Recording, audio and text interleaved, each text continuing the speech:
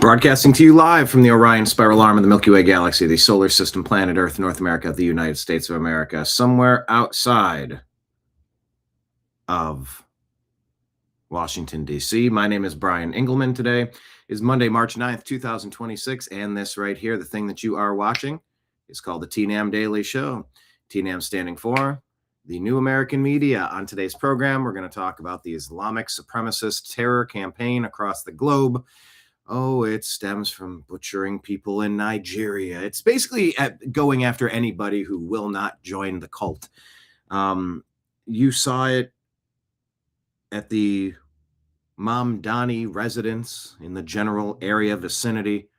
Two Islamic extremists pulled the pin and started this thing that they chucked into the crowd. Didn't explode. It was pins and nails and screws and just shrapnel. You know, because that's what you do. You just start wounding and killing people, right? No, that's not right. That's very wrong. You saw it on the Southwest flight where the guy started chanting his Allahu Akbar. And he claimed he had a bomb and he was going to destroy the plane. And it ended where SWAT came in and everybody had their hands up in the aisles or in their seats as they came down the aisle to arrest this guy. You see it in St. Louis. The airport's closed. This is what is being imported by Obama, Biden, Mayorkas, Harris, the Democrats, into the gates of America. You see what's invaded and conquered Europe. It's this mentality where if you don't do things exactly the way I say you should be doing them, I'm going to ruin life. That's Islamic supremacy. But what the media tells you is white supremacy. Oh, that's such a big problem. Yeah? You say so, huh? Do you now? Elon shared the reports of a Facebook study. It shows that 90% of online hate goes at white men, by the way, in case you were curious. We'll show you that report. But it's so interesting how the media has been falsely reporting things. How the Democrats have tricked people into feeling ashamed for who they are, tricked people into thinking that all cultures are the same, all ideas are the same, that everything is compatible with the American way of life, and it's simply not. You can have your personal beliefs, but you cannot have a holy war attitude of do as I say or I shall end you. In this past couple of days, we've seen time after time after time, because since the inception of Islam, this is what has been pushed. That's what the Crusades were, to push out the invaders that tried to conquer the land before. The goal is to dominate every square inch of earth. And it's interesting how that New York Mamdani attack has been framed. Very interesting, by Zoran Mamdani. He said it was white supremacist. He didn't mention Islamic supremacist, but most of the violence is from Islamic supremacists. But they're not going to be honest with you. They're not going to tell you that. The Democrats will not tell you that. The media, lying legacy media, will not tell you that. You have to be tuned into other sources because they're pushing an agenda. They need to weaken this country. They need to change, fundamentally transform this country. And it's not going to happen, but they're still trying. And it feels more pathetic and weak. And the Democrats, what are they polling at 18%? You know, they'll cling to, oh, we got to be all over this Epstein thing, the thing that we didn't talk about for 8 years under Bill Clinton. We didn't talk for 8 years under, let's say for 12 years under Barack Hussein Obama, because we know that Biden term was just his third term, his proxy. So if you say the president shouldn't be able to have a third term, Obama had one. Nope, now they're super curious about Epstein because they think it could hurt Trump. Oh, they're super against the war. They're like pro-Iran now. Who is the left been? They've been pro-Iran, pro-Ukraine, pro unnecessary genital disfigurement of children, pro Mexico, pro Greenland, pro what are some of the other big ones? Pro Venezuela. They are in favor of the opposite of whatever President Trump does. Literally the opposite every single time. And we got our primaries. We got the midterms coming up. Tallarico down in Texas. Oh yeah, that guy's a hoot. He loves trans children. Do you now? Because you know what I love? Protecting the child from groomers and Munchausen mommies so that they can get through their puberty phase and decide what they want to do at 18 years old when they're an adult and they can consent. That Tallarico, oh, yeah, he loves that.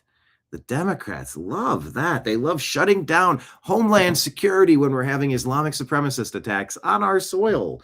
The Democrats hate this place. And I tell you this every day. I tell you this every show. We get into this every damn show.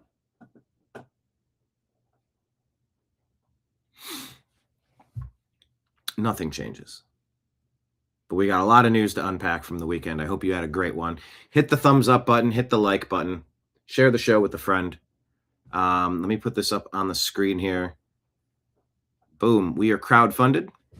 So if you want to consider assisting the New American Media, rifling through the rubbish, separating fake news from fact every day, trying to deliver an interesting hodgepodge of stories, Patreon is a great way to do so. I think you can do it for like $10 a month or $100 a month or $1,000 a month. Some of you have more money than time, and I have given tons of time trying to recoup some of those monthly bills. You know, it's like $5,000 a month just to live, like a basic overview. By the time you get hit with all of your random, what is it this month? Last month it was $470 for the Restream subscription. This month it's $1,000 or $800 in corporate taxes. Got about 6 days to knock those out. Those are March 15th, not April 15th.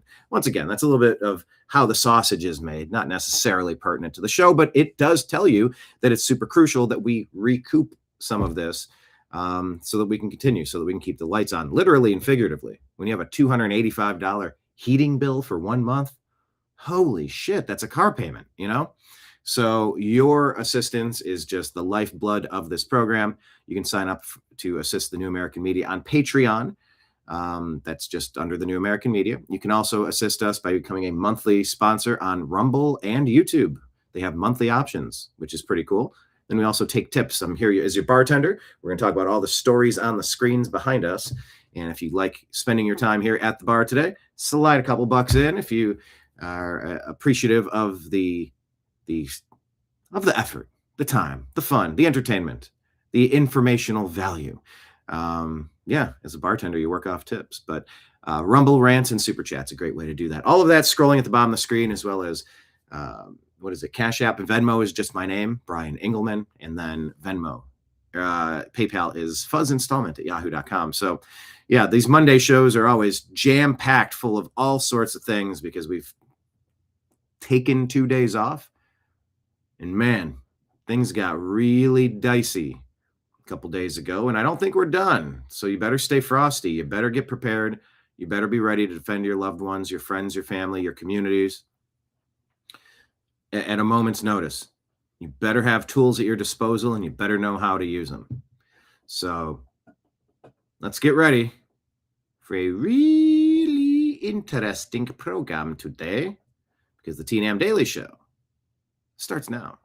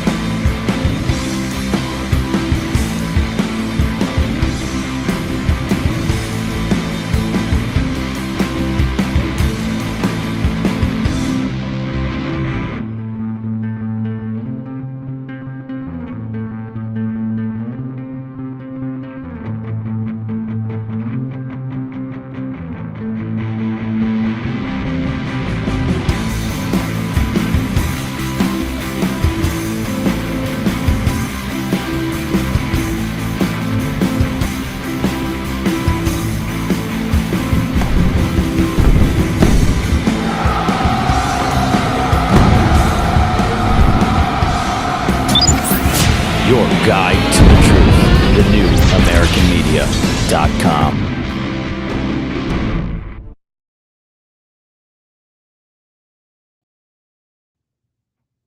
All right, everybody. Yeah, it was an interesting morning. I'm asking, when can we do our free agency show this week for Strictly Football? A lot of ground to cover. Strictly Football season 2. I guess season 3 starts with week 1. I got to double check when I split those. Is it right after the Super Bowl, through the draft? When does episode 1 start? But we had season 2. Mostly in the books, but now it's free agency period. So stay tuned. We will deliver you some Strictly Football coming up soon. Free agency starts today. Yes, I do sports shows as well. Got a couple of these. I actually got almost this exact pack that you're looking at sent out to John. John, you should get email alerts. Tell me in chat if you get your email alerts to tell you when it will be delivered, because I could enter an email address and it should send you updates on where it's at and when it's supposed to arrive. But we're selling these. If you want to shoot me a Venmo along with your address, it's $30 for a set of 4 wooden Ohio-made coasters for the Unhappy Hour Sports Show. You can get them in a circle or in an Ohio shape. And if you want a pin for the Unhappy Hour, it's $25. So this right here would be $75 total, because we will do 2 for $50 and then $25 for the pin, 1 for $30. Okay? Shoot me a Venmo if you want that. And if you want a cool mug, black and white and red all over, shoot $40 over on Venmo with your address, and I will send these to you. You can set them on your coaster. Good coffee. How was everybody's weekend? Mine was eventful. A lot of travel. Took in a concert. Got to see some friends. Things were good. But now it's back to work. Right back to work. But yeah, it was a strange morning trying to get the program launched. Again, they've changed the system here on Restream, and it's not better. It used to be set up one way, and now, so yeah, that was the main cause for the delay on today's program. Wondering if we're still streaming on Facebook. I have to take a look at that. But anyway, thanks for being here, everyone. We should draft Beck from Miami, like the Browns should take Carson Beck.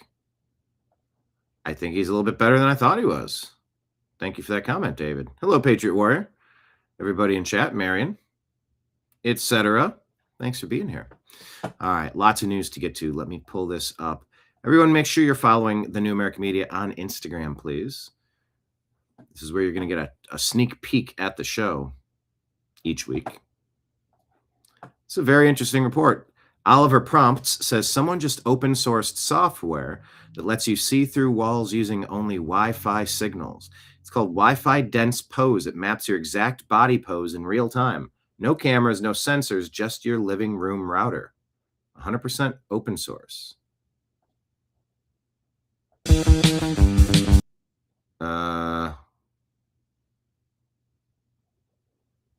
You're seeing the person walk into the other room through the walls. Oh, goodness. The schizos have always been right. They're in your walls, in the fridge, in the microwave, and the vacuum. The difference between a conspiracy theory and reality is just 3 or 4 years gap. That means the public probably means the Fed. The fact that this is public means the government probably has something even worse. I just discovered a raccoon in my attic because of this. Isn't that wonderful? Oh, boy. Wi-Fi sensing has been around for a long time. This is the plot of The Dark Knight. Okay, just reading comments here. Yeah, fantastic that we're in a surveillance state. All right. Just a little bit of tech news for you. Okay, Lake Leon, yes, I have informed delivery, and you get updates on all mail. Good. Cool. The chemtrail the skies where you are? Man, I was driving through 2-3 hours of rain. It was a little dicey. I wish they would stop that damn chemtrailing. That is for damn sure. Yeah, I think Carson Beck has talent for the NFL. He looked deep. He looked better than I thought he was. Transferred out of Georgia to Miami. I mean, Miami had a chance to win a national championship for sure. All right, let's check in over here on 60 Minutes. Secretary of War Pete Hegseth is asked if he's worried about Russia giving Iran intelligence about the United States. Okay. CBS News has 3 sources telling us that Russia is providing intelligence to Iran on U.S. positions and movements. The average American might hear that and think that's a big and dangerous deal. Is it? Well, we're tracking everything. Our commanders are aware of everything. We have the best intelligence in the world. We're aware of who's talking to who, why they're talking to them, how accurate that information might be, how we factor that into our battle plans, our CENTCOM commander. So we know what's going on, and the president has an incredible knack at knowing how to mitigate those risks. And so the American people can rest assured their commander-in-chief is well aware of who's talking to who, and anything that shouldn't be happening, whether it's in public or back-channeled, is being confronted, and confronted strongly. The American people can therefore expect conversations with the Russians to stop this? Well, President Trump, as people have seen, has a unique relationship with a lot of world leaders where he can get things done that other presidents, certainly Joe Biden, never could have. And through direct conversations or indirect, through him one-to-one or through his cabinet, messages definitely can be delivered. Does this put U.S. personnel in any more danger than they otherwise would be? Well, the Russian involvement. No one's putting us in danger. We're putting the other guys in danger. That's our job. So we're not concerned about that. We mitigate it as we need to. Our commanders factor all of this, but the only ones that need to be worried right now are Iranians that think they're going to live. That feels pretty. I got everything I need. It feels pretty. You listen to somebody talk, and you either sound like you either get the impression that they're prepared or that they're not prepared. That seems fairly prepared. Like they got a beat on things. They know what's going on. Hopefully that is true. All right, what is this post here? So I've always had. Oh, this is a whole bunch of things. Ron Johnson says he cured his acid reflux by taking hydrochloric acid after years of Zantac, Prilosec, and Nexium. Okay. Toria Brooke has. I take 1 tablet now before my evening meal. Madrid Community presents Isabel Diaz Ayuso. President Isabel Diaz Ayuso encourages leftists to go to Tehran, Iran. Drunk with your gay friends. Let's see how long it will take them to hang you from a crane. Vayan allá y llévense a sus amigos gays a ver cuándo les van a colgar de las grúas, porque es así como tratan a la homosexualidad y a las mujeres en esos países tan ensoñados de los que tanto ustedes presumen. No vamos a promover. Les animo a. President Trump says we are moving thousands of people out of various countries throughout the Middle East, being done quietly but seamlessly. The State Department under Secretary Marco Rubio is doing a great job. I got everything I need, right? America runs on sugar. Nearly every Dunkin' drink exceeds the U.S. government's recommended added sugar intake. From HHS Secretary Robert F. Kennedy Jr., who says many of the drinks at Dunkin' and Starbucks contain too much sugar. I have to tell you, America running on sugar is not a good formula for American readiness, health, and fitness. Show us the safety data that show that it's okay for a teenage girl to drink an iced coffee with 115 grams of sugar in it. 115 grams of sugar. Holy shit. Federal dietary guidelines recommend meals should have no more than 10 grams of added sugar, but nearly every drink on the Dunkin' menu exceeds that amount. Overconsumption of sugar can lead to obesity, type 2 diabetes, and heart disease, according to the CDC. We just bought this large frozen coffee with skim milk from Dunkin', and it may not seem like it, but it contains about this much sugar, 112 grams. That's about the same as eating 6 servings of Breyer's vanilla ice cream. Ultra-processed foods and beverages are bad for you, regardless of who happens to sell them. Your go-to beverage really shouldn't be liquid candy. Neither Dunkin' nor Starbucks Look at everything I need right here at have commented, but it's all the buzz among customers. This is a good drink. If I were to tell you that there are over 50 grams of sugar in this drink, what do you think?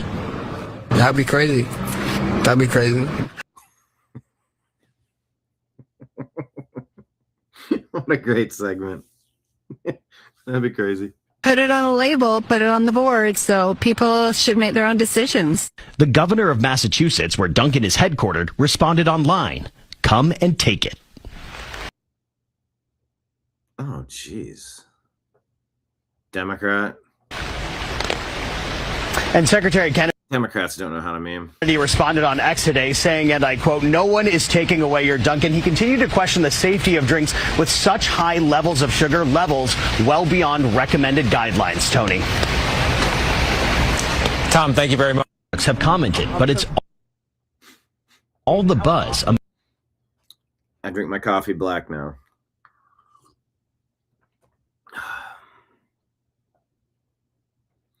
What is this? Russia Today says David Copperfield's Vegas show has been axed after Epstein files release. Among other things, the files suggest the magician got engaged to model Claudia Schiffer on Epstein's island.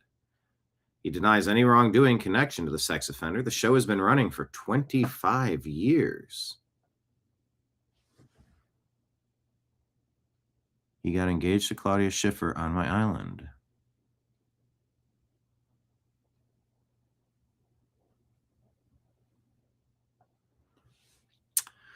Andrew Johnson, says Toria Brooke, J6 agitator who attempted to taint the reputation of MAGA, is handed a life sentence for molesting kids. Johnson told a victim he expected compensation for being a pardoned J6 defendant. It would include the child in his will to inherit any leftover money.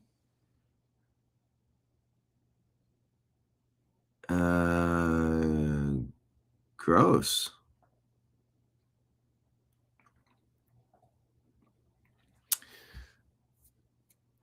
Toria Brooks says, for the 7th consecutive day, no fighter jets or military aircraft on the People's Liberation Army of China has been detected in or around Taiwan's air defense identification zone. This is the longest break since at least 2023 from the Taiwan Monitor. PLA activities in the waters and airspace around Taiwan. 7 days in a row now. Wonder what that means. So this came in toward the end of the week. U.S. lost 92,000 jobs in February, and unemployment rose to 4.4%, according to Bloomberg.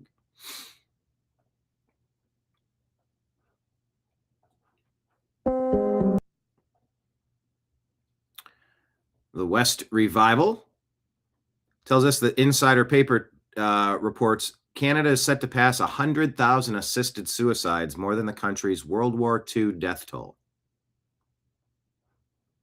Yeah, see, that's the joke right there. Why didn't David Copperfield just make those files disappear? Exactly. Exactly. That's the obvious joke right there. That's good. So yeah, Canada is going to have more assisted suicides than the country suffered World War II deaths. And by the way, 96% of these suicides are white people. It's almost like there's some sort of an agenda to just go after white people. Fewer dogs are being euthanized than humans in Canada. Oh my God, when you put it that way. Canada's in some desperate need of liberation, David. David's watching us from up there. By the way, hit the thumbs up button, hit the like button, share the show with a friend, please.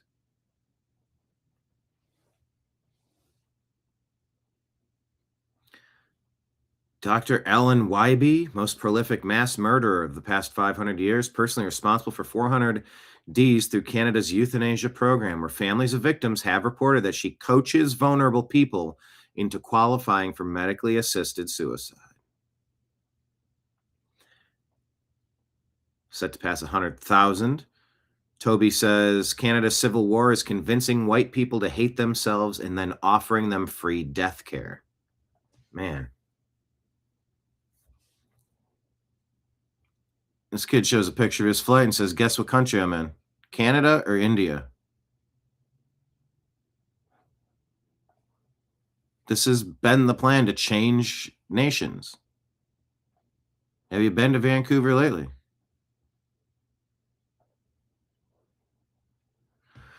Federal report released from Yegwave, what says 2032 immigration will drive 100% of Canada's population growth, with newcomers expected to fully offset natural population declines.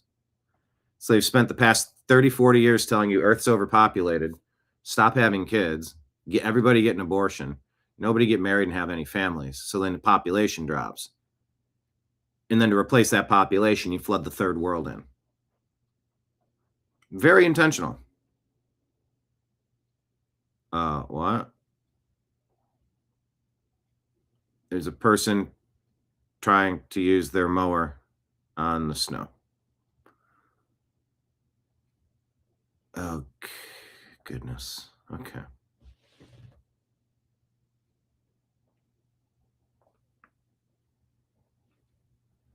Do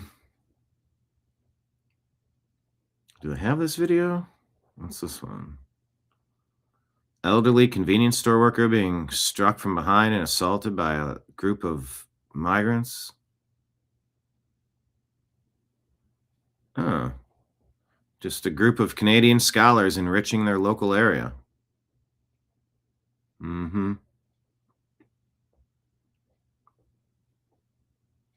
Chinese girl graduating from a university in Canada.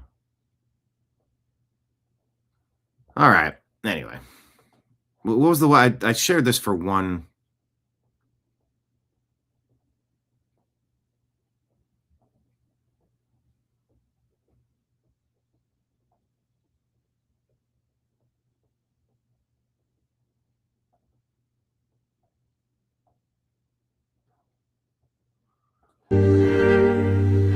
Mainly, I was just going to tell you this. That was 96% of these 100,000 assisted suicides are white people in Canada. Mute the music.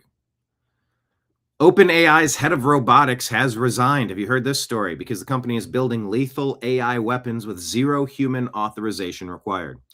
Also, OpenAI is extremely woke. Legal autonomy, no human authorization, and woke. The person in charge quit and told everyone she quit because there are no protections or human decision-making on who they will kill.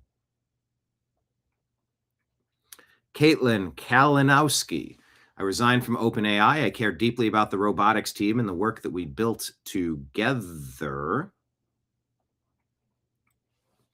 This wasn't an easy call. AI has an important role in national security, but surveillance of Americans without judicial oversight and legal autonomy without human authorization are lines that deserved more deliberation than they got. This was never about principle. This was about principle, not people. I have deep respect for Sam and the team, and I'm proud of what we built together. Yeah, don't just resign, sabotage it. Exactly. That's the best quote in there. Exactly.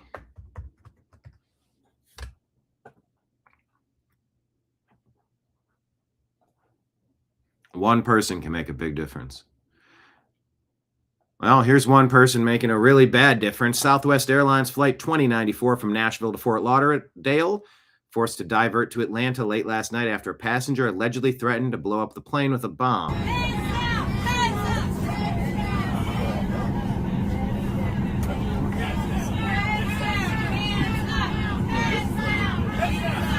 Heads down, hands up. They have to kind of keep repeating themselves.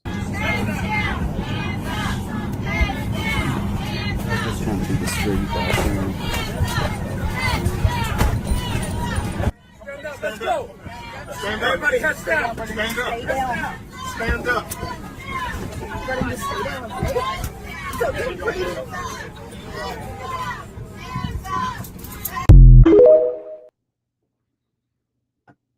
Fantastic. Did you hear about that story?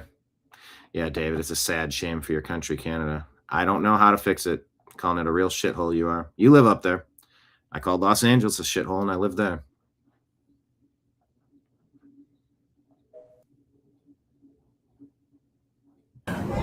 Threats on flights. It's like we're back at 9/11 all over again. The lesson?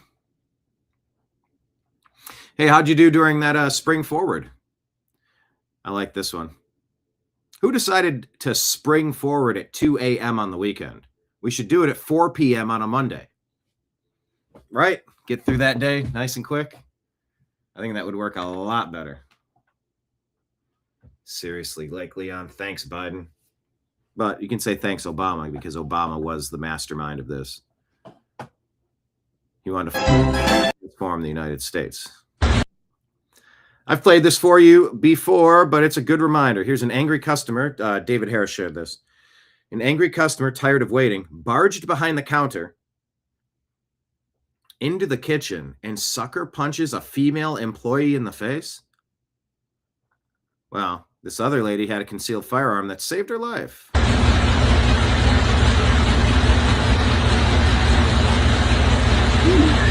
Walking into a kitchen you don't belong in and then punching someone in the face, punching a woman in the face?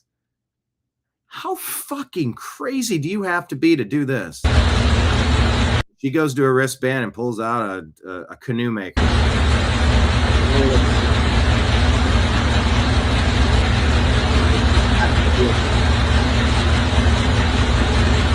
Shit.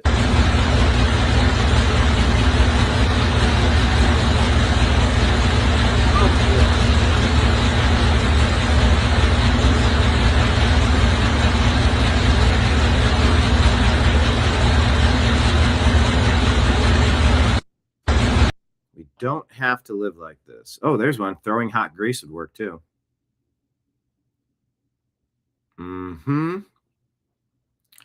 Well. Just a reminder, you'd never know when you're going to need to defend yourself. So have a plan and be trained. Attorney. So, so interesting. The Democrats and the lying legacy media, they like to tell you that there's no such thing as voter fraud. Remember when I have to tell you to go get countervailing views on health, vaccines, COVID, and elections like 2020? Go to cdc.gov, who.int, and WHO, cdc.int, and cisa.gov/rumor control. Go get your countervailing views. I'm being forced to tell you this under duress of losing my channel. We were told nobody votes illegally. That's not a thing. That's just fake. Why do people keep saying that? It's just Republicans lose because they're not popular.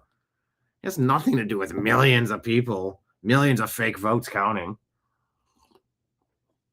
See, no court proved that President Trump, Joe Biden, no court proved. Yeah, no court took the case. They all claim they didn't have standing. Yet they all have standing.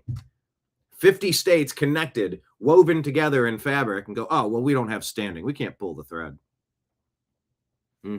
Well, the thing that they keep telling you never happens, guess what? It happened again.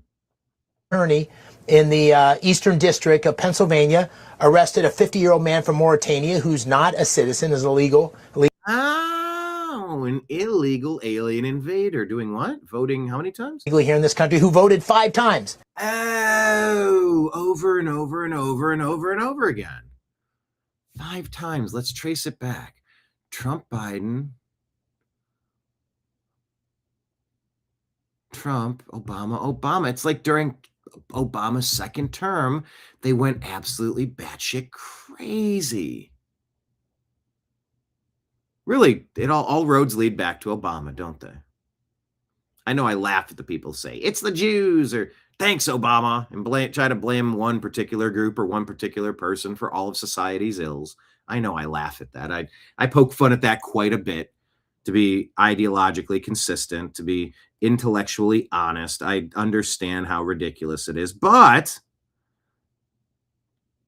I don't think we've ever seen an administration as corrupt as Barack Hussein Obama. And he's still pulling puppet strings. So how many people are voting and have been voting that should not have been? It's either zero or more than zero. It's more than 5 elections, or at least allegedly voted in 5 okay, they're just allegations. They could all be proven untrue. Let's be clear for the record. elections. So this is exactly why we need to.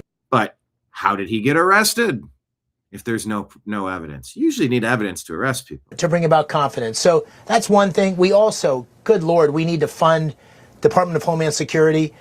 We have a domestic threat on the rise because of what's happening. This attorney in the Eastern District of Pennsylvania arrested a 50-year-old man from Mauritania who's not a citizen, is illegally here in this country, who voted 5 times.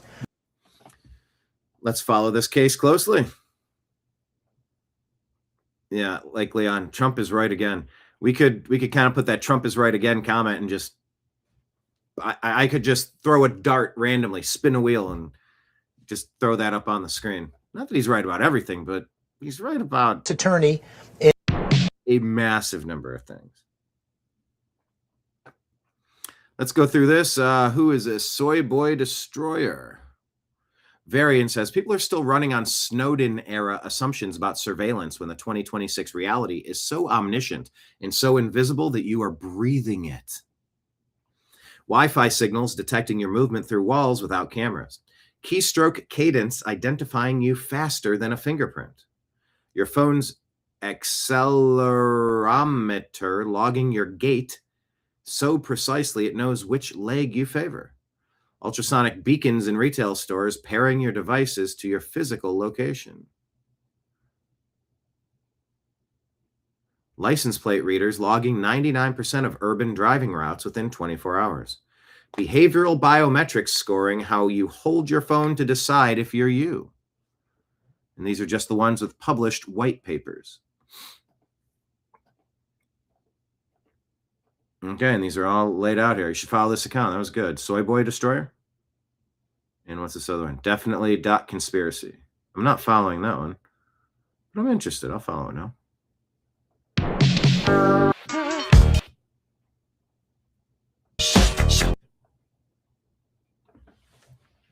The Patriotic Blonde. Who's this? Lioness activated. What are they up to? What do they do? Deposition 101. You never bring a question into evidence that you don't already know the answer to. Frazzle drip would have never been brought up in the Clinton deposition unless there was evidence to back it up. Oh, God.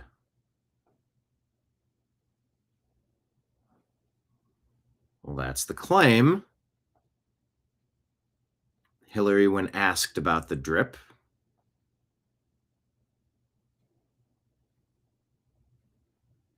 King Arthur fans, all of your favorite celebrities are serial killers. They're professional actors 100% of the time. There's a lot of claims on here. I don't know if any of these are true. Turns out you better start learning about the occult if you want to understand geopolitics. I hope you're all able to finally see that it's one big ball-worshipping pedophilic club and there's no voting your way out of this hell. That's weird. Interesting, the two things that were being sprayed with, barium and aluminum, BAAL, spell out ball on the periodic table. Now that's interesting. Our society is so dumbed down and indoctrinated that anyone who's able to think critically is perceived as a conspiracy theorist. Tamara, I honestly thought that more people would wake up once they found out that the conspiracies weren't conspiracies. The theorists collecting I told you so medals since 2020. The names called on Judgment Day won't be redacted. All right. Time will tell on that, won't it? I don't know. David and Mary. David. What's this? Here's another story of self-defense. TNAM self-defense. David and Mary Hubert have lived in their house in Garden Hills for more than 20 years and say they have never had any issues with crime until Monday night. They were watching movies on different floors of their house around 7 when a man barged into the bottom floor and threatened David. You walk to somebody that's in your house and you say, "Can I help you?" And they say, "Get out. This is my house. Get out of my house." And they're cursing and belligerent. David was able to quickly lock himself into a room and call 911. Meanwhile, Mary heard the commotion from upstairs, so she quickly grabbed her gun from under her pillow and hid. Got my sweet Jane. That's the name of her 38. And waited. He didn't know where I was. And I could see from the mirrors in the bathroom, from my view, I could see if anybody came in. David stayed on the phone with Atlanta police until they arrived, not knowing where Mary was. Meanwhile, David says the suspect was going room to room through their house. Apparently he was upstairs smoking and wandering around the house, and he had taken all the family pictures and turned them over face down. When police arrived, David was able to get out, but he still couldn't reach Mary for more than an hour. I don't know what her status is. I don't know where she is, but I know she's capable of defending herself, and that if anybody ever broke in, they better hope they get me and not Mary. Police arrested the suspect and cleared the scene. Strangely enough, their dog Bobby slept through the entire 3-hour ordeal. We're giving her an F for the dog, and Mary gets an A, and I'll take a C. And now,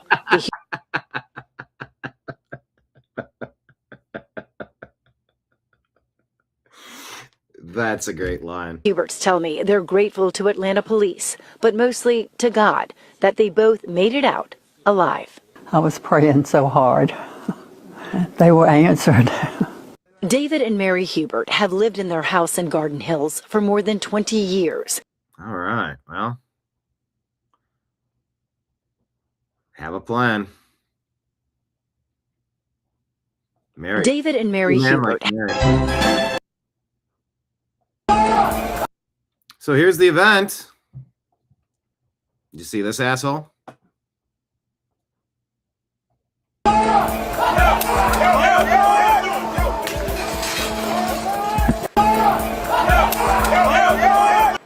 The attempted Muslim bomber in New York City shows an NYPD officer lunging over barricades to chase him.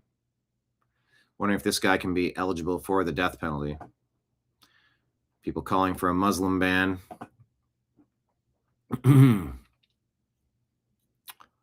Targeting police, that's terrorism. Matt says he's probably out of jail and commenting here. See deadly force, use deadly force. Yeah, mostly peaceful protest. New York is fortunate to have any law enforcement officer since Mamdani was elected. Charles says he's probably already out on bond. Yeah, Strange Lounge says, so a Muslim wanted to attack the Muslim mayor? I don't think that fits.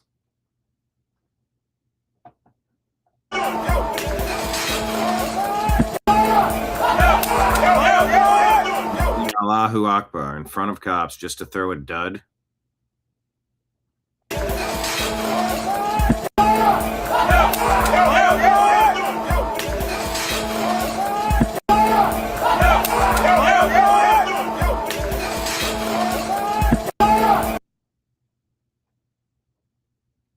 They're lucky this thing didn't go off.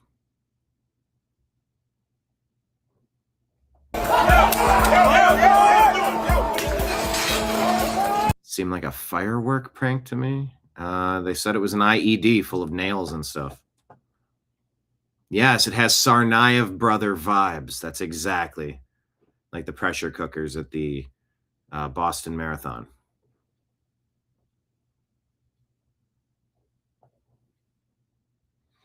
Yeah, dear David, be like your wife Mary. Carry or have one very near you. Not Northern David, we mean David from that video clip. But there we are. I talked to somebody who was there and filmed it. I don't think this is their footage here. Definitely a concern that the tactics have escalated. And I encouraged this person. I said, "Are you ready to transition your career yet? Get out of these nitwits in the street?" He said he wants to see it through. I said, "See it through to what? Becoming a widow? You know, becoming a widow or making someone a widower?" He said he thinks this has been a slow build to a revolution, a civil war. It's important that it's documented. Yeah, and he's one of the best in the biz, but it's not long before one of these does go off and you're going to end your life or you're going to be maimed brutally. Israel's the only... We'll have more on that coming up, but that was a pretty good video of it. So here's Bill Maher, according to David Harris Jr., giving a perfect history lesson on Israel-Palestine conflict. It was the only place where they had the deal on the table in 1947. Let's split up the country. The Jews were like, okay, we'll do that. We'll take half. Israel was very small the way it was originally drawn up. They said, no, we'll attack you and try to kill you and take it all. They failed. Then they attacked again in 56 and 67 and 73, and they are still attacking. They could have peace so easily. Just stop attacking. Do you really think after all this time, this from the river to the sea, really? You're going to get rid of Israel? They're going to just disappear? What a deluded way to look at the world, even if you believed in it. Like, Israel is not going anywhere. Let's deal with that reality. There's no river to the sea. You're not going to get from the river to the sea. This is the fundamental problem. They don't ever make a deal. What does that mean, river to the sea? That's what they chant all the time. It's a way to say Israel is no more, from the river, the Jordan River to the Mediterranean Sea. In other words, we will have all that land, which you never had because, well, Well, it goes back to the Indian problem. What do you think about It's Roger Stone. our taking Indian land? Right. Well, the Jews are the Indians of that land. They were there 1,500 years before Muhammad was born. That's the way the Palestinians feel. There was this is factual. There was Jerusalem was the capital, King David's capital, in 1000 BC. Muhammad is born in 570 AD. Yes. Okay. There was a continuous Jewish population, Jerusalem. Yes. Israel's the only place where they had the deal on the table in 1947. Let's split up the country. The Jews were like, okay, we'll... All right. I'd like to listen to the rest of that with Roger. Israel's the only... He seems pretty pro-Palestinian there. All right, Red Pill Bot shows us. Yeah, crazy people who will die for a stupid cause.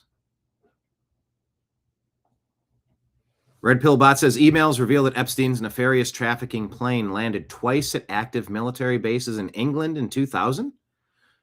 The claim here says the sender was trying to figure out how Epstein could get that level of clearance.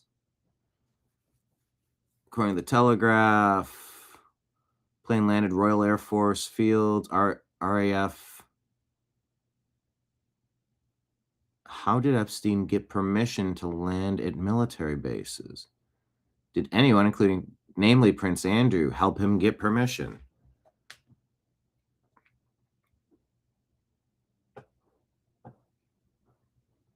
And East End Avenue. So let's talk about the Tsarnaev Brothers 2.0. Here's another explosive device on the ground here. Here's, I don't know who this is speaking, someone reading a press release on the update of these arrested nitwits. East End Avenue. Witnesses reported seeing flames, New York City, and smoke as it traveled through the air before it struck a barrier and extinguished itself a few feet from police officers. Mr. Balat then ran southbound on East End Avenue toward 86th Street and gets a second device from a man tentatively ID'd as Ibrahim Nick, 19 years old. Mr. Balat lights the device and starts running with it. He then drops the device on the west side of East End Avenue between East 86th and East 87th Streets. Officers immediately secured the area and they took both men into custody. This was all captured on NYPD Argus camera. The bomb squad responded and examined the devices. Based on preliminary examination and X-ray imaging, the devices, which were a bit smaller than a football, and East End Avenue. Witnesses reported seeing flames and smoke as it traveled through the air before it struck a barrier and extinguished itself a few feet from police officers. Mr. Balat then ran southbound on East End Avenue toward 86th Street and gets a second device from a man tentatively ID'd as Ibrahim Nick. Once again, Instagram, can you just scroll to the next part of the video? Yo,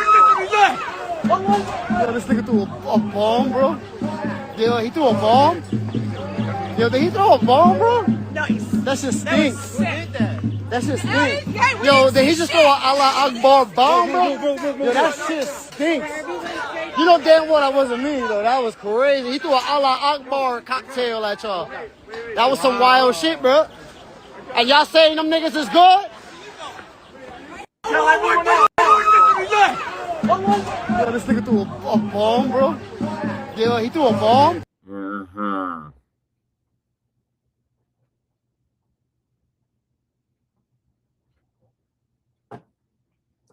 Well. And East End. There are.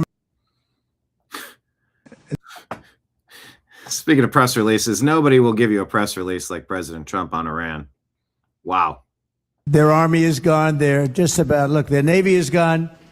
Their communications are gone. Their leaders are gone. 2 sets of their leaders are gone. They're down to their 3rd set. Their Air Force is wiped out entirely. Think of it. They have 32 ships. All 32 are at the bottom of the ocean. Other than that, they're doing very well, Coach. Very well. Their army is gone. They're just about, look, their Navy is gone. They're. Apart from that, they're doing very well.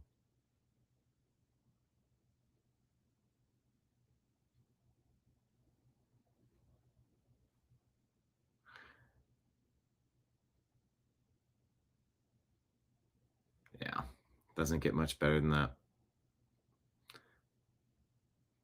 Sort of like the most interesting press release update you've ever seen.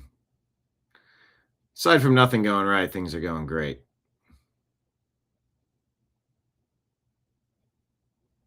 What the? All right. Their army is. Okay, so I'm going. And I guess there's hyperlinks in the Epstein files. Okay, so I'm going through the Epstein files, and I was like using my phone on my iPad before this, so sorry that I'm already at file 600. I'm not going to backtrack, but I found these invisible, like they're literal links that like blend in with the picture. And if we go over here and we search these things, this is like fitra. It's an Islamic belief that children will like become Christian, Jews, or members of different faith. It's a Islamic belief. Why that's linked to this picture of one of Epstein's bathrooms, I couldn't tell you. This is picture 605. This is picture 614. Tiny, right here, this shite. Search this. Where have they been? I don't know, talking to kids, manipulating kids, getting them to do like suicide things, sewer slide things, you know what I'm saying? Lots of PDFs on there. Yeah, why is there well, I guess that makes sense as to why there's a link, but like, why? Huh? Why specifically, like, you know what I'm saying? Are these little, like, drip-fed information that we're getting? Look, I found this link right here. Tiny, just in the fabric of this curtain. 14, this is them mocking, I believe, I could be wrong, mocking this fucking quote. I read this one that freaked me out. Do not let your heart be troubled. Believe in God, believe also in me. In my Father's house are many dwelling places. If it were not so, I would have told you. For I go to prepare a place for you. If I go prepare a place for you, I will come again and receive you to myself, that where I am, there you may be also. Which is like them, I assume, eating kids. Receive you to myself. I feel like they're using that very punnily. Okay. So a lot of the comments are like, yeah, you must be new on the internet. There's a lot of that stuff going on. But something to be aware of. I don't know if that was stuff. Who put it there and why? Okay, so I'm going to. I haven't done a ton of firsthand sleuthing. but it is interesting. I can relate to this one. Oh, the gap in my resume. I was a little bitty. Oh, the gap in my resume. I was a little busy monitoring geopolitical crises on Twitter. For real, though. Candace Owen says Charlie Kirk was the first casualty of the war in Iran. Never forget what they did to him. Melissa Chen goes, 1 p.m. These edibles ain't shit. 6 p.m. Post that Charlie Kirk was the first casualty of the war in Iran. Matt Kibbe says opposing endless war is the only position to take if you love America, because endless wars are how empires die in financial ruin. That is true. So that smoke in Manhattan. Micah says, oh, J.P. Morgan selected a new Epstein. Oh, my God. What an accusation. Is this a real quote? Unusual Whales says, Pete Hegseth said to our steadfast partner, Israel, your mission is being executed with unmatched skill and iron determination.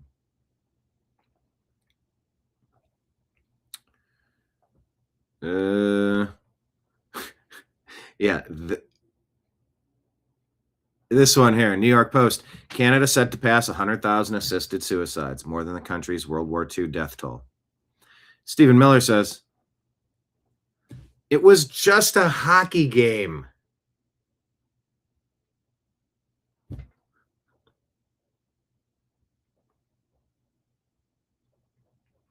That's so good. That is so good. So funny. That's so good. They lost the gold medal. Now there's 100,000. No, they're sort of unrelated. All right. Let's take a look. New York Post says UFO experts' disappearance in New Mexico is a grave national security crisis. Reporter warns. Mysterious disappearance of a retired Air Force Major General. I am the definition of a modern Major General. An animal and vegetable. The mysterious disappearance of a retired Air Force Major General with deep expertise about UFOs who went missing without a trace February 28 constitutes a grave national security crisis, according to the investigative journalist. This is a man with some of the most sensitive secrets in the United States in his head. Find out more in our link. William Neal is that McColland? It's very small on my screen. Silver alert. Medical issues. Zorro Ranch. Oh boy.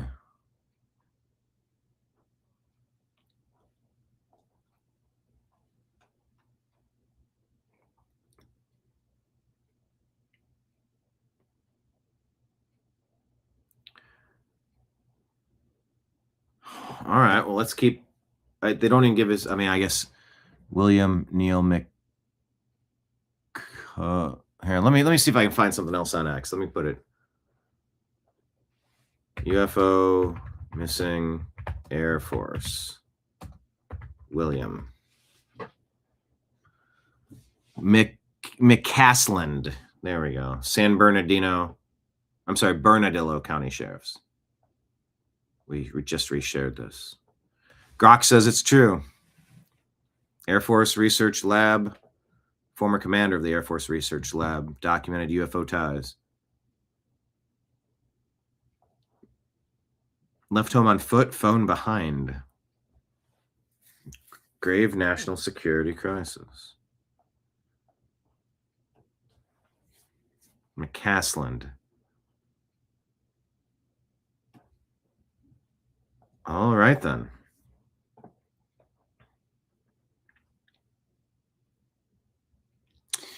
Ian Rappaport saying that the Dolphins are signing Packers quarterback Malik Willis, 3-year, $67.5 million deal, allegedly. What else?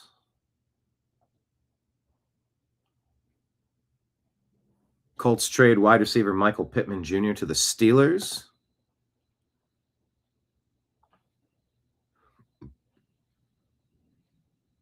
What do they get back? Late round pick swap.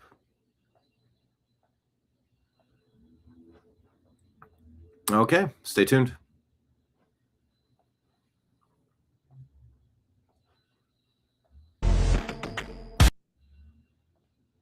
You ever feel this way? Being unfriended by a liberal, it's like getting garbage that takes itself out.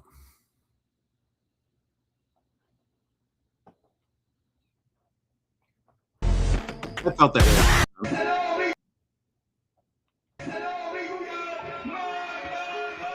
Ah, they're chanting death to America in Iran over and over, huh? Start this war, but under President Trump, we are finishing it. Being an Didn't start it, but we're finishing it. American means something unbreakable. If you kill Americans, if you threaten Americans anywhere on earth, we will hunt you down. Apology and without hesitation, and we will kill you.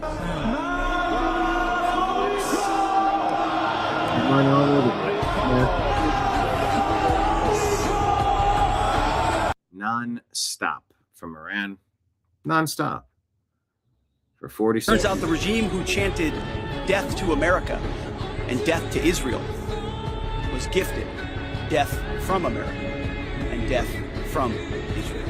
America is That's FAFO right there. back in the business of killing bad guys. Maybe it's better with music, but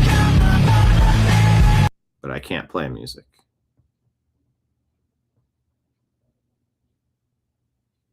I mean, this is a bit of a training exercise, is it not? I think that's Linkin Park. I don't recognize that song, though. Belongs to us. All right. Hey, guys, Let's check in on the Navy of Iran. Hey guys, this is a history page, so I figured I'd show you some pictures of Iranian warships and where they dock. Bottom of the ocean, bottom of the ocean, bottom of the ocean, bottom of the ocean. This one is actually also at the bottom of the ocean. At the bottom, currently becoming coral. This one actually made it to the bottom of the ocean. Hey guys, this is a history page, so I figured I'd show you some pictures of Iranian warships and where they dock. Yeah, it's not going well. Hey guys, this is... What is this? All right. January 28th of this year, President Trump shares a video calling people out. Do you remember what it was like when the 2020 election was rigged and stolen? I remember this one. By the way, for countervailing views on the election of 2020, go get your countervailing views at cisa.gov/rumor control. They'll tell you 2020 was fully fair. No corruption at all. Get your countervailing views. Do you remember all the bullshit stories? There's a lot of piano in here. People told you about how the fraudulent election would be overturned? Do you remember the symbols? All right. I've played this before. I just want to click that button and stop the music in the background. But President Trump shared that said it calls out Alex Jones, Candace Owens, General Flynn, Stu Peters, Tucker Carlson, Owen Schroyer, and more for bullshit stories, saying maybe it's time to shut the F up and let him cook. This is what you prayed for. This is what you voted for. Too much music to keep playing. Remember what it was like? Nah, it's a shame. I just want to play it. This is what... Anyway, watch it. It's pretty good.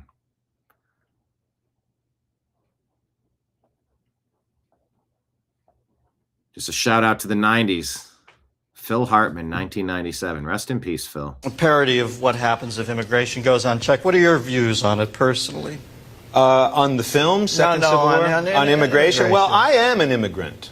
I came to this country in 1957 from a terrible hostile regime in Canada. But what's fascinating... It's not so funny now. Like, it is terrible hostile regime. About this subject, and it's one of the things that's touched upon in the movie The Second Civil War, is that you cannot even discuss this subject without being considered a racist in this country. And the immigration policy in the United States is the most liberal in the world. 800,000 people a year enter the United States legally, 900,000, and maybe another 200,000 or 300,000 illegally. Having this conversation in 1997 seems just so ahead of its time. And no other country tolerates that kind of illegal immigration or that kind of mass influx through their borders. But it's only going to heat up because we're not discussing it. Do you know that in the next 5 years, over $1 billion a year in entitlements is going to be given through Social Security to foreigners who have immigrated to this country and not put so much as a dime into the system? Ouch. Yeah, ouch. It's going to cause a fucking riot, Phil. Well, that's why I'm here today to talk about the new American Nazi Party.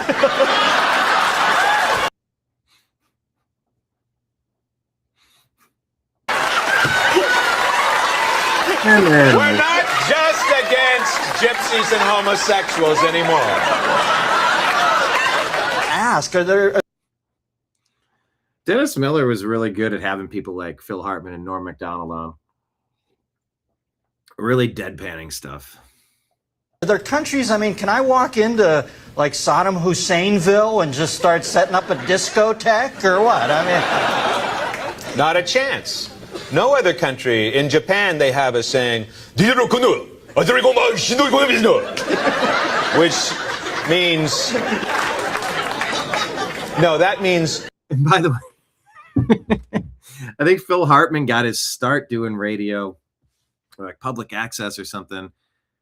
He did all sorts of fake accents. He did like fake foreign, like he did entire like traffic reports from different languages, and he just made it up. He didn't know what he was saying. You don't set foot in my country, white devil, unless you buy a 50-inch television set. No, we're nutcases over here.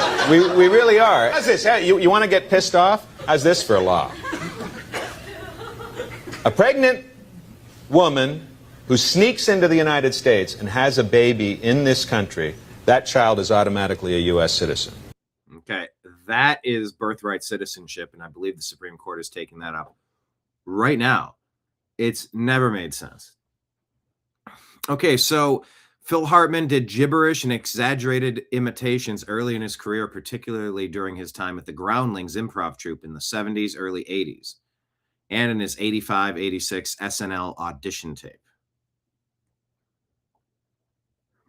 Gunther Johann, billed as the funniest man in Germany, involves a heavy, over-the-top German accent and comedic bits that played on foreign stereotypes, gibberish-style delivery for laughs.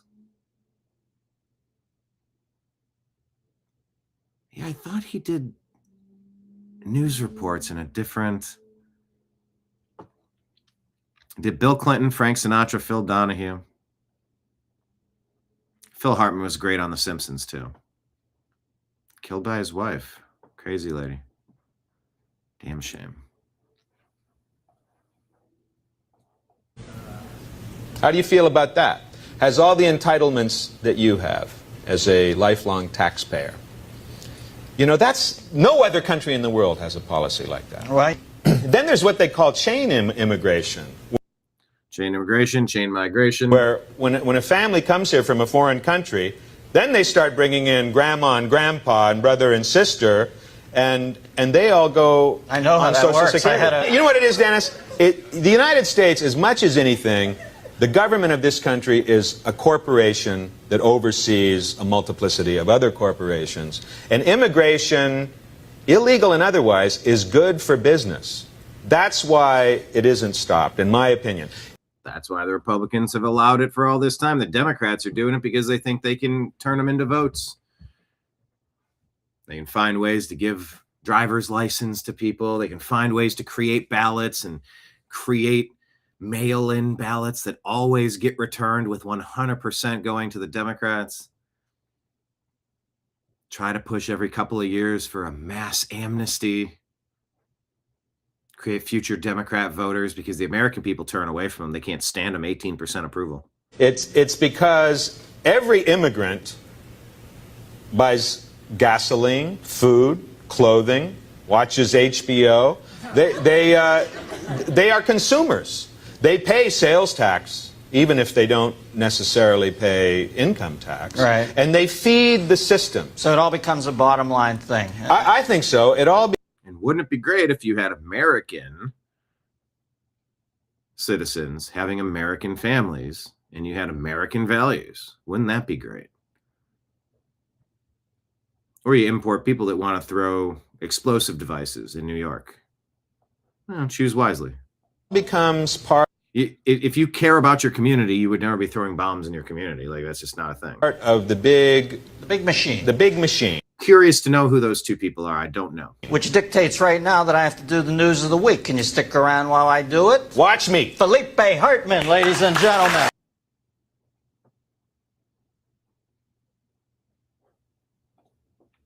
That was 29 years ago?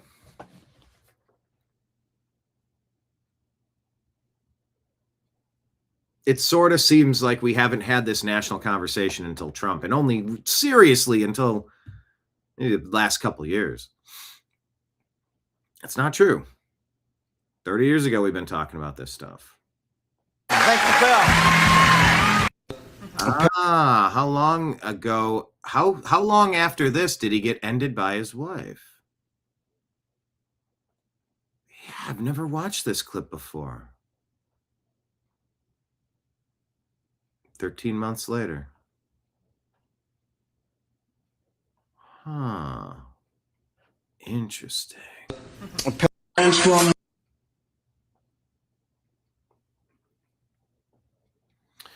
Dr. Tao Braun shares this meme of the Truman Show, and she immediately and unconsciously put the face on. I teach interviewing techniques that are specifically used for investigating psychopaths and serial killers. This moment is a textbook tell.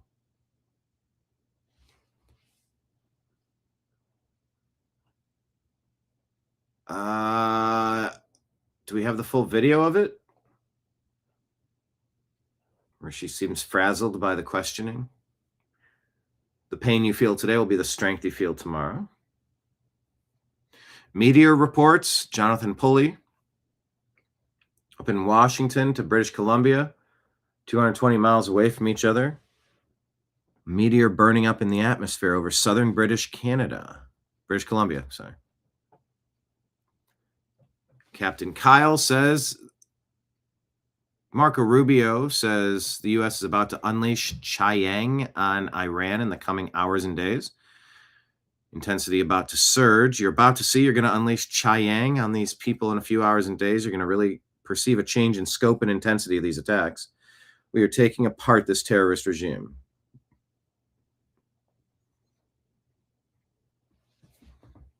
Save America put this out. Cash sounding the alarm on the Federal Reserve, urging everyone to wake up and realize the Fed isn't a public institution. Isn't this an old video, though?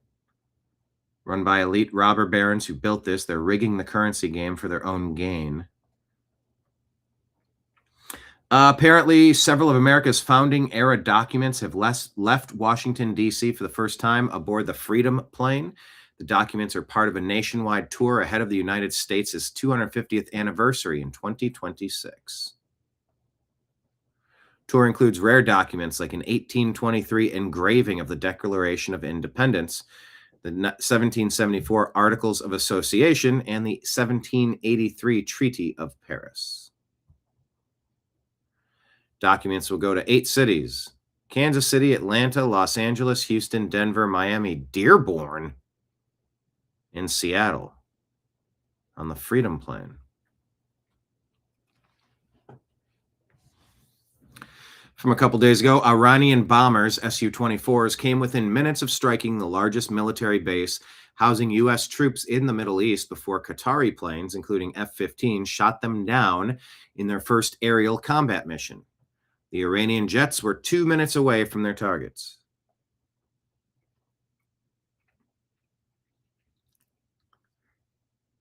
Operation Mongoose talks about weaponized ticks, fleas, and mosquitoes. Conversation with a CIA Black Ops agent who dropped ticks on enemies in Operation Mongoose. The poor man's nuke We can kill 10,000 people at $1.43 a life.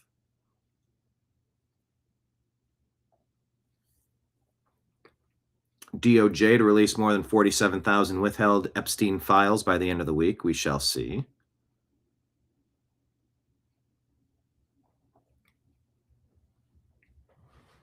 China allegedly executes 3 convicted child S offenders in public as an example of zero tolerance.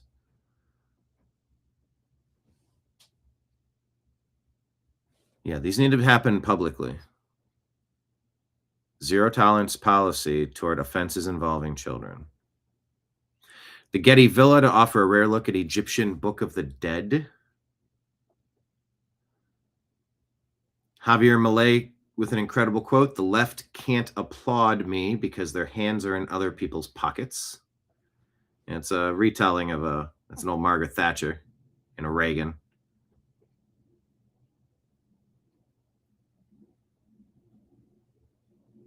If you can figure out how to configure your default state to be slightly amused rather than slightly annoyed, you're pretty much going to enter God mode. Did the White House put this out? Make America Great Again? Looks like Farmville or something. I don't know what that is. Vermont becomes the first U.S. state to ban pesticide-coated seeds. They're killing birds directly and wiping out the insects birds feed their chicks. Oh. That would be... Life is...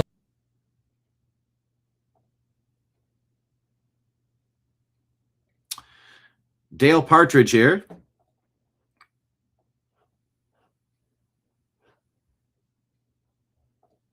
Men have given women more freedom than any previous generation, he says. What are the results? Rampant immodesty, plummeting marriage rates, millions of abortions, online whoredom, record depression, and culturally paralyzing feminism. Women must return to biblical male submission. Well, I would ask chat. Do you agree or disagree with that?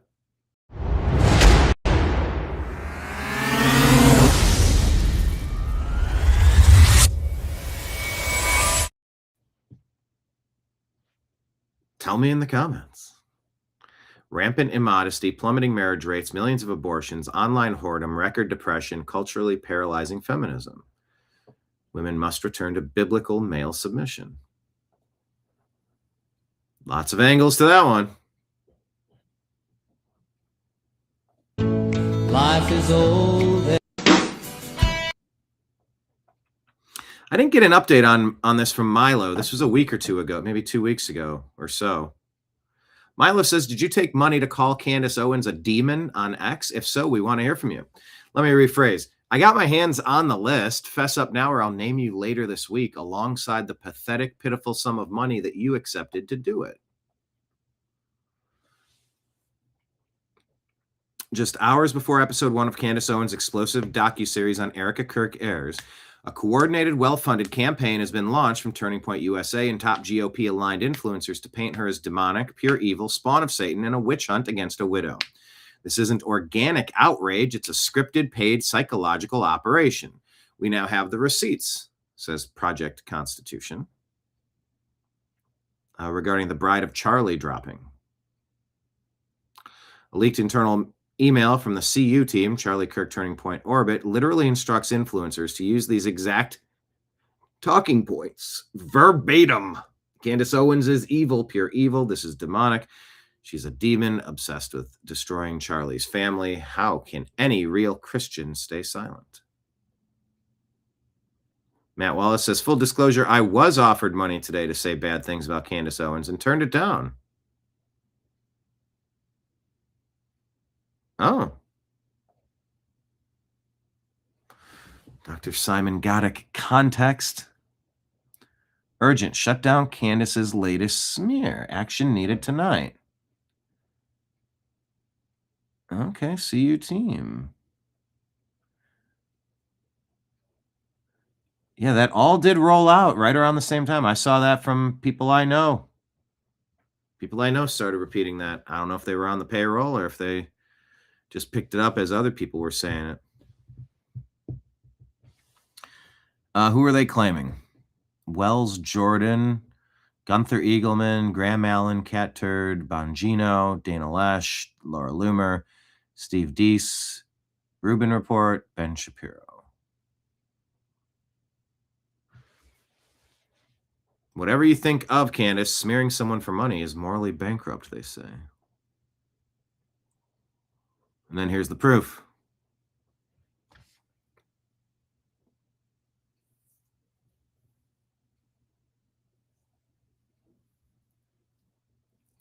The talking point went out, that is for sure.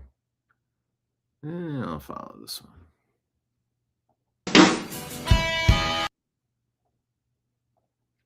Robert F. Kennedy officially announced that mercury is removed from all vaccines now that America, he says, now that America has removed mercury from all vaccines, I call on every global health authority to do the same.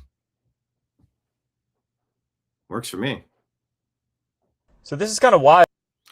Oh, Jordan Sather with this one. Do you ever hear this? Take mushrooms and have a change of heart.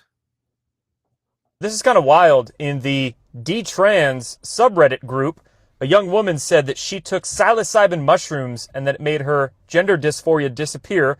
Now she wants to detransition, and a bunch of commenters are replying to her saying that the same thing happened to them. Here's her post. Said she was 23 years old, 120 pounds, quite a small girl, was going girl to boy, and she took an eighth of shrooms, which is quite a heroic dose, and was saying during the peak of her experience there, of her journey, if you will, said a huge portion of her childhood returned, felt like a girl again, felt the boy part of her disappear, felt comfortable in her body with my more feminine voice and demeanor. Cried knowing the trans part of her was gone and wanted to detransition. This is pretty wild, and it's nothing to really laugh at because I think a lot of people out there really underestimate the healing powers of some of these psychedelic plants that nature, God, has given us. Plants and mushrooms. So I've had quite a few experiences with psilocybin. Did ayahuasca once. Didn't do much for me. I've always been a fungi guy. But psilocybin, it's not a party drug. Any of these. Ayahuasca, peyote, psilocybin, even straight DMT if that's your thing. Not my thing. Too strong.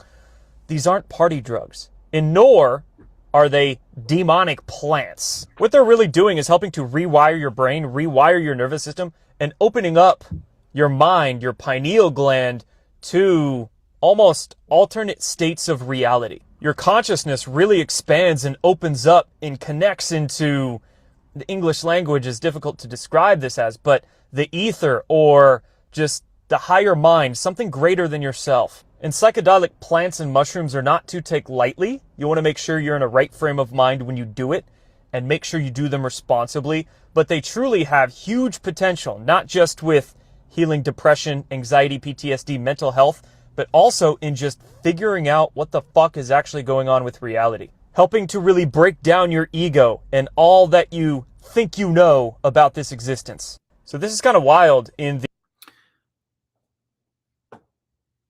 Don't consider that to be medical advice and don't participate. It's an interesting story, unconfirmed report, but it falls in line with a litany of reports and studies that have shown positive, potentially positive benefits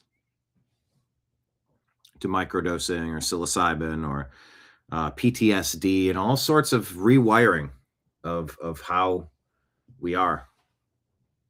Something to keep in mind. And it's a topic that's worthy of further research. The shrooms gave her a factory reset and unbrainwashed her. You mean it cured their mental illness? I'm reading the comments here. Psychedelics show us our truth. Psilocybin reconnects brain synapses. I don't know how much of this stuff is true. So mushrooms fix crazy. Neo-Marxist critical theory BS tends to evaporate once you meet God. Ego death is the cure.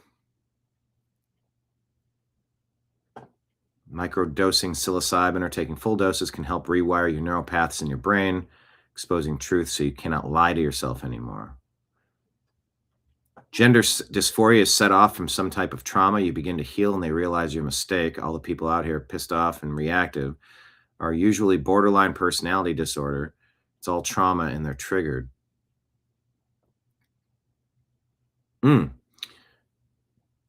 This comment, I have a theory that the feeling you get from psychedelics is just how you should feel normally, but we're so loaded down with pharmaceuticals and preservatives that we feel like shit normally instead. All right. I don't know. It's an interesting topic. I'm not encouraging anyone to do anything, but research. So this is kind of wild. Did you see Jesse Jackson Jr. made it clear to not make his dad's funeral political and then calls out Obama, Biden, and Clinton for doing just... I listened for several hours of 3 United States presidents who do not know Jesse Jackson.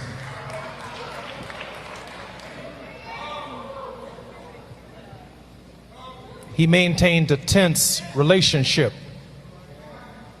with the political order, not because the presidents were white or black, but the demands of our message, the demands of speaking for the least of these, those who were disinherited, the damned, the dispossessed, the disrespected,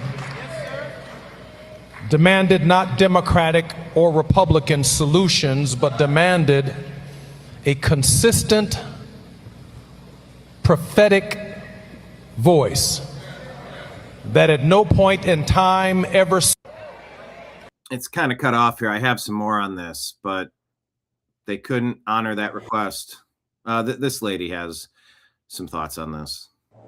When I tell you that I wanted to vomit when I looked at Reverend Jesse Jackson's funeral, I really literally thought that it was going to be a joyous occasion. I thought they were going to remember and list down everything that this man had achieved, all his legacies, the trials and tribulations that he went through. No, instead, these delusional, sorry, stinking bastard Democrats made it about them. I can't believe you all disrespected that damn man's funeral like that. And I'm not going to shut my mouth up any longer because that was so messed up what you all did.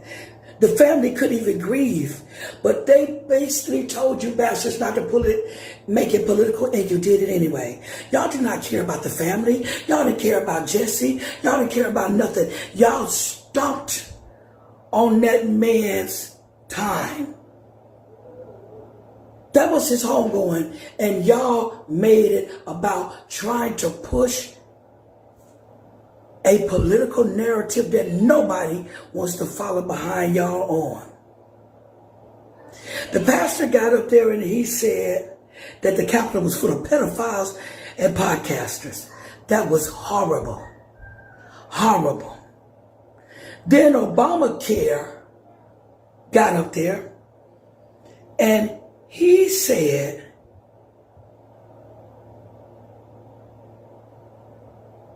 there was nothing but ignorance, dishonesty and cruelty, and corruption going on. But he wasn't talking about the administration now. He was talking about you damn delusional Democrats that have stolen Ilhan Omar with the Somalian community, all type of other people, Jasmine Crockett running a district but don't even be there half the time. That's who the fuck he was talking about. All you people that have made money, Nancy Pelosi, and then y'all net worth is worth more than what y'all bring home. Y'all are the motherfuckers he was talking about, Democrats.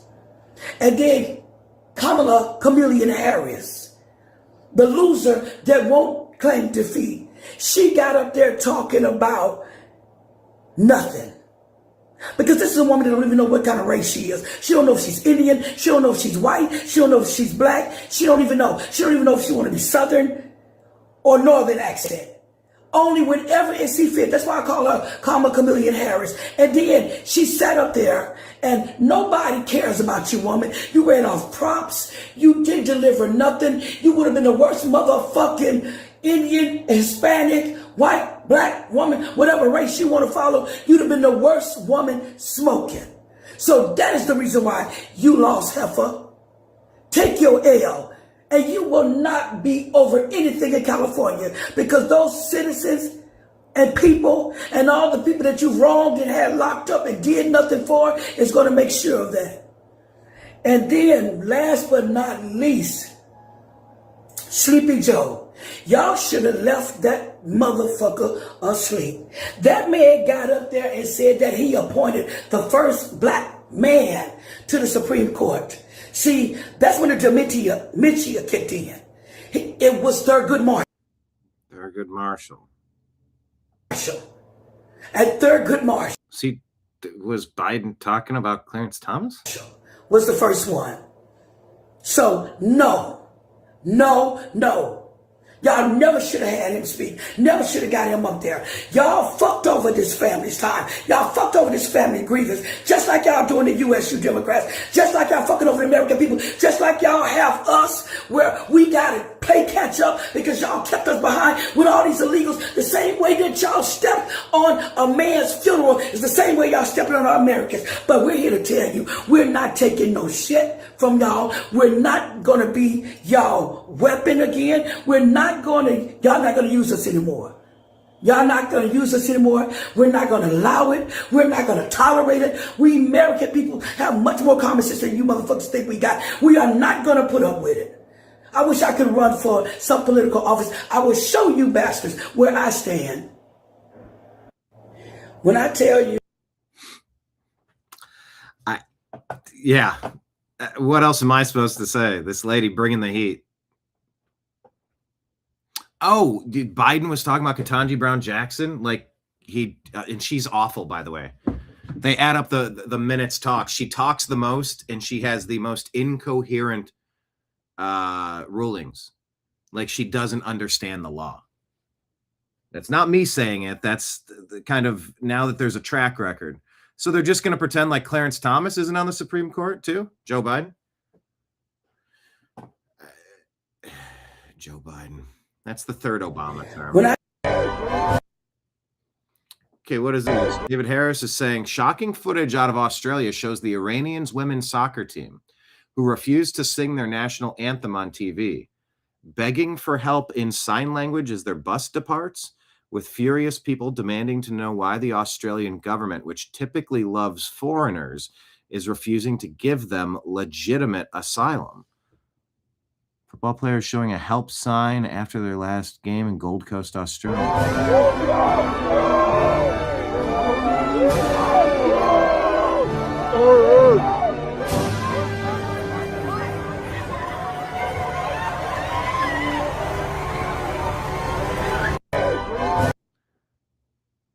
I don't know if I was able to. Oh, geez, was there music in the back of that?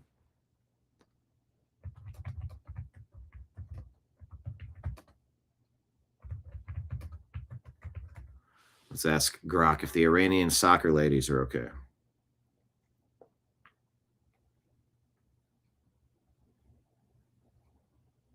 Dangerous situation. The entire team refused to sing the national anthem, widely seen as silent protest or mourning resistance amid the ongoing U.S.-Israel-Iran war and the killing of Khamenei. Iranian state TV and regime-linked media quickly labeled them wartime traitors, a serious accusation under the Islamic Republic's laws that could lead to imprisonment, execution, or severe persecution upon return. After elimination, protesters surrounded their team bus chanting "Save Our Girls" and blocked their departure from the stadium. Players were reportedly seen flashing SOS and help hand signals through bus windows and taking photos of the crowds. 5 players defected and escaped the team hotel with assistance, including from Australian Federal Police in some accounts, in a safe house operated by Australian authorities, claiming asylum due to fears of retaliation and forced back there. Remaining team members, including the coach, expressed a desire to return home as soon as possible, but activists, human rights groups, in the Iranian exile community, including Reza Pahlavi, are urging protection and asylum for the whole squad. President Trump posted on Truth Social warning Australia against forcing their return, calling it a terrible humanitarian mistake, and offering U.S. asylum if needed, amid broader calls from figures like Mashi Alinejad. Fluid situation. Australia hasn't publicly confirmed asylum grants for the 5 or others, but there's heavy pressure from petitions, 66,000, diaspora protests, and international scrutiny to prevent deportation while safety risks persist. The regime's hardline stance post-leadership change amid war escalations makes the return extremely risky for those perceived as disloyal. Some are currently safe in Australia, the defectors, but the team as a whole faces grave threats if when they return. All right, well, stay tuned. Damn.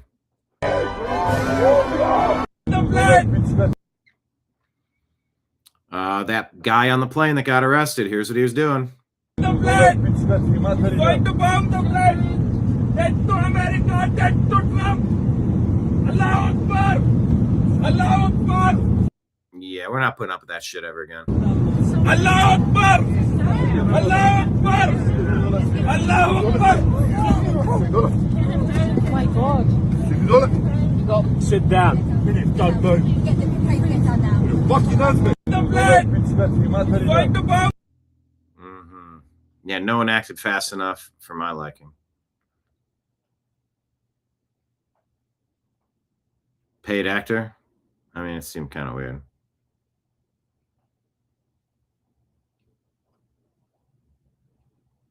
Okay, they're saying this one was 12 months ago when this was from.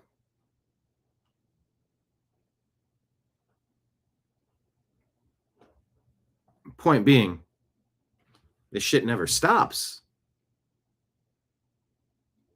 It's a permanent. If you bring people in who act like this and feel this way, you're going to have these results. This is why you don't just open your legs for anybody. You don't open your country up for just anybody. It's like a college admission. You gotta be screened. You gotta get a sense for who you are and what your intentions are. I wonder if I can ask Grok to tell me, when did this event occur?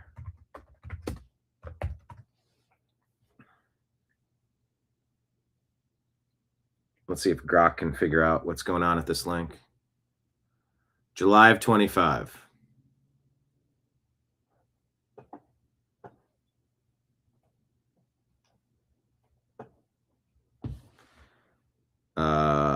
Explain in one sentence what happened. No, God. One sentence. Tell me what and when this happened and the results. Grok went back to Phil Hartman for some reason. One sentence, Grok. Can you do it? Artificial intelligence.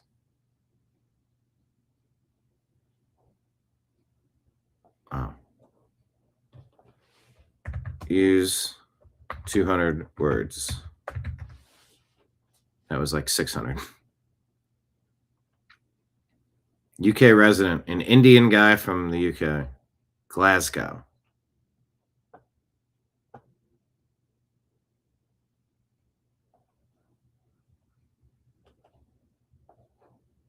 Try to leave this comment on Instagram.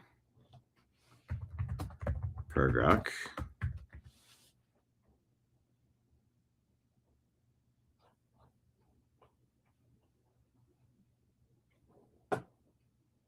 All right, so this is a different one. Shu says, social media has truly been the worst thing that has ever happened to the government. Imagine getting away with decades of propaganda and gaslighting, but now being debunked in real time by people named like Poo Poo PP 69.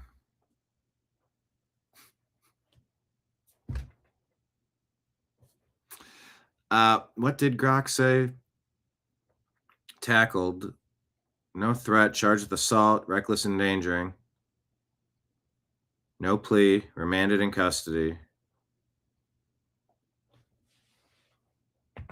What charges is he still in jail, and for how long?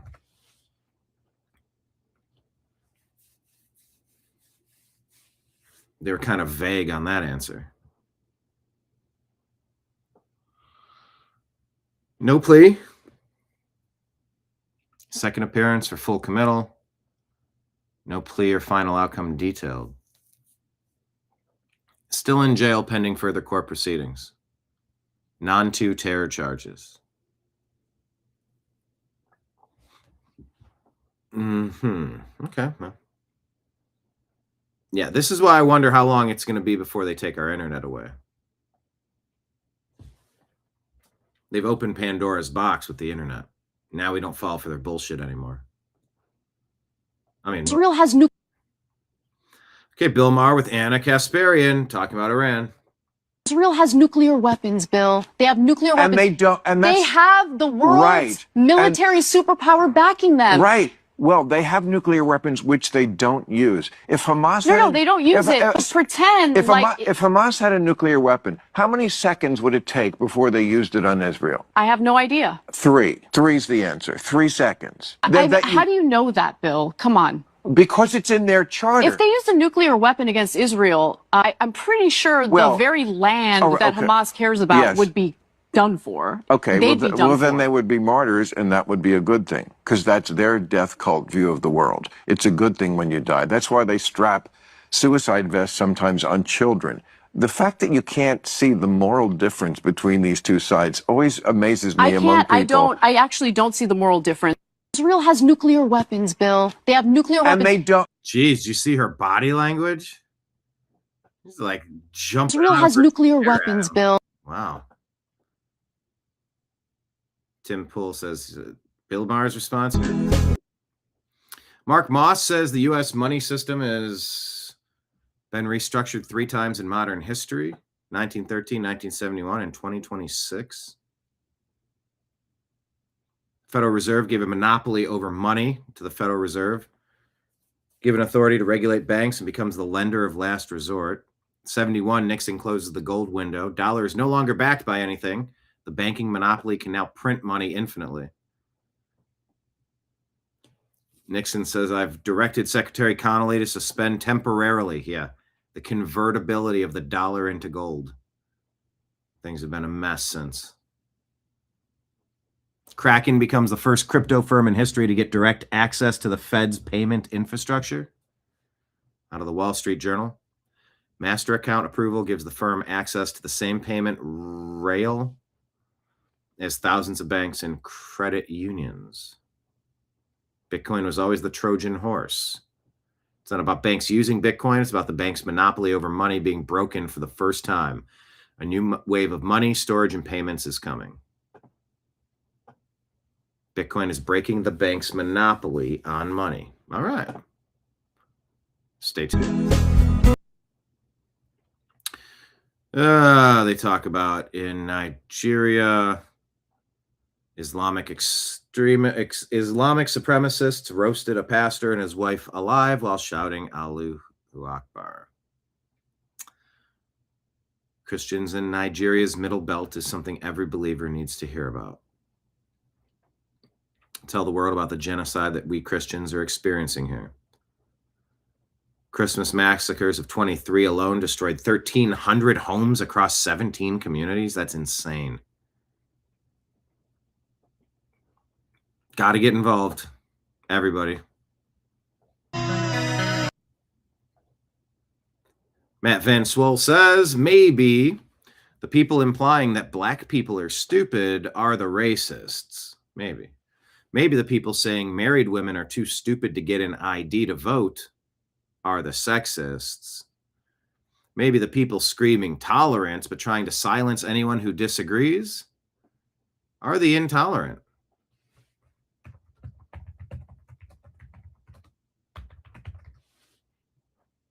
Seems pretty obvious to me.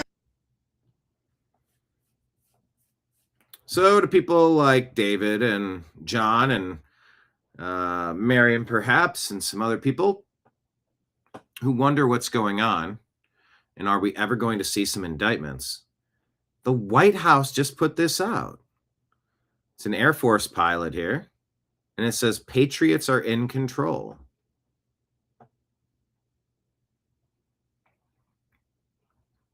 Patriots are in control.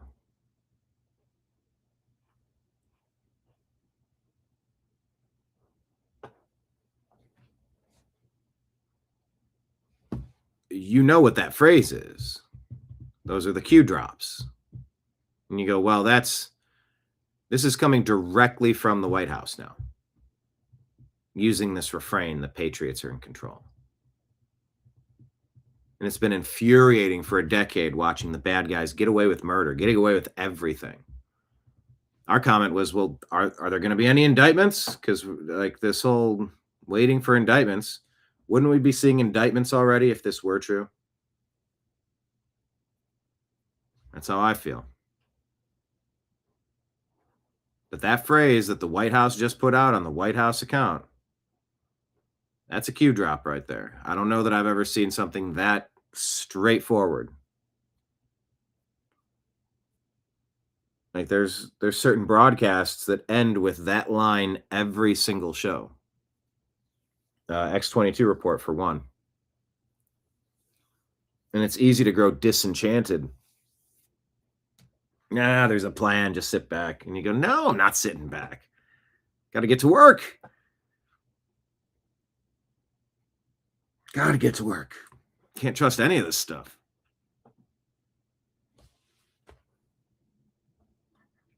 But if you were curious, I mean, the call is coming from inside the White House.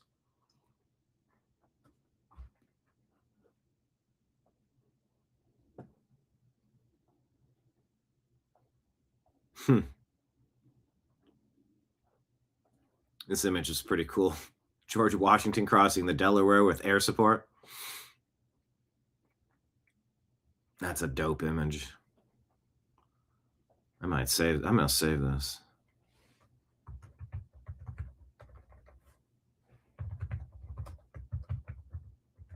Washington, Delaware, air support. Format, no, I just want the...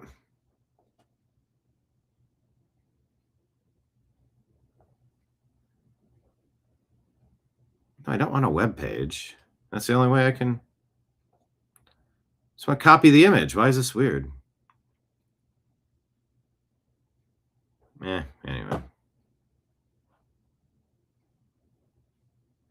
Aviation Addict. What are they posting? I'll follow it. Ah, yes. We've had many conversations with Jordan Maxwell. Here he is now. What Hollywood was really created for. I think this music is going to stop. Thousands of years ago, even before the Roman Empire dominated Europe. And that system was called the Druids. And one of the most important symbols in that European Druidic system was a magic wand. You know the magic wand. It's used for everything.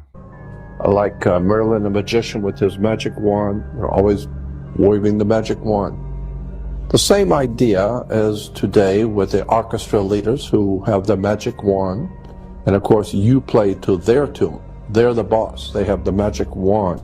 Magic wands were always made out of the wood of a holly tree. It was made out of Hollywood.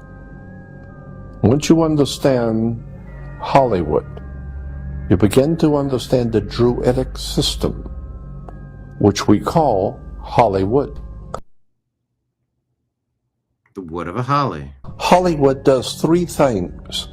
They tell you what your masters have done in the past, what they're doing now, and what they're getting ready to do. That's what Hollywood is there for, to tell you the history and where you are now and where you're going.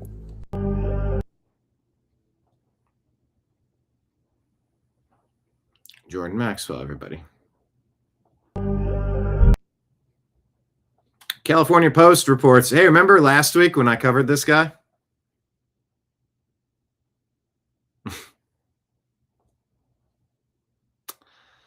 California Post says a sex offender who launched a controversial bid for Fresno City Council failed to get the 20 signatures needed to make the ballot, marking an embarrassing exit for the much reviled campaign. California Assemblywoman Esmeralda Soria, who introduced legislation aimed at banning sex offenders from running for office after Campos announced his campaign, celebrated him dropping out. We are relieved to learn that a registered sex offender is no longer running for Fresno City Council. No other community should have to go through this, she told Fox 26. Didn't get 20 signatures to run. So, I guess this story's done. Yeah, I thought of the magic wand. I thought of that as well. Don Magic Wand. All right. I don't know if there's... A woman's body was found near Phoenix Canal, raising questions in the Nancy Guthrie case. Woman found along a canal in Phoenix, prompting speculation over a possible connection to the disappearance of Nancy Guthrie. The remains were found Friday, more than 100 miles from Tucson, where the 84-year-old matriarch went missing February 1st.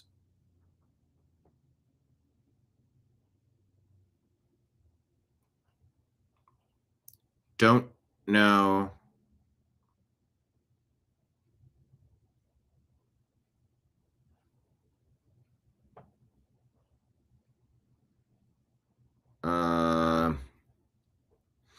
Not sure. Nothing conclusive. But still, this story just can't resolve yet. Eric Adams, of all people, coming out with some common sense stuff. Eric Adams says, no one should be surprised. After years of hateful rhetoric and incitement, attempts to justify attacks on Jews in Israel, praise for violence like the killing of a CEO, and chants about globalizing the Intifada and death to America, words have now escalated into violence on the streets of New York City, with explosives being thrown. We have a serious radicalization problem on both the far left and the far right. It's on the left, especially among young people. If we don't confront it, this will only get worse. Thank you to the brave NYPD officers who once again ran toward danger and arrested suspects.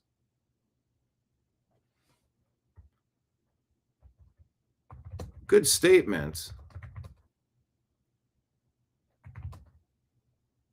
But the radicalization and violence is coming from the left. Is by far,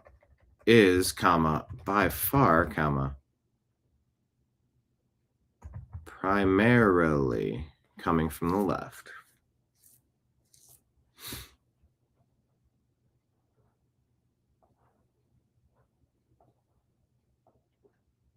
All right, let's take a look over on our X feed at American_media_. Please hit like, please hit subscribe, share the show with a friend. We have Rumble Rant tips and Super Chat tips. Reminder, that's how we keep this program fueled up. And of course, our Patreon link is right here at the top of our screen on X at American_media_. 1 month away from being 15 years old. Started our X account on April of 2011. Wow. So as we said, wide receiver Michael Pittman goes from the Colts to the Steelers in a trade. Also, Kenneth Walker, the Super Bowl MVP, is going to sign with the Kansas City Chiefs. Okay. Dolphins getting Packers QB Malik Willis. Dolphins released Tua Tagovailoa, who may sign with the Falcons. Here's the silver alert for William Neal McCasland. 68 years old.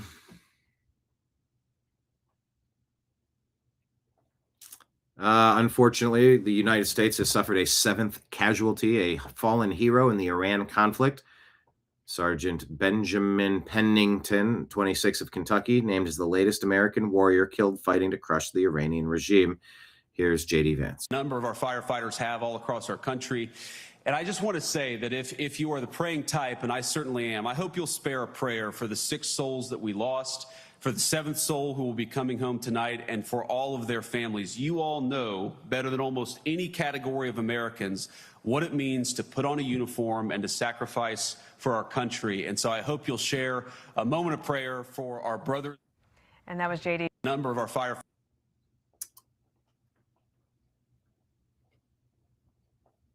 We talk about good and evil all the time. I'm not really familiar with this podcast, but hey, comedian Sam Tripoli just blew Danny Jones' mind with historical evidence that humanity is locked in a spiritual war with demons. Take a listen. It's all spiritual, bro.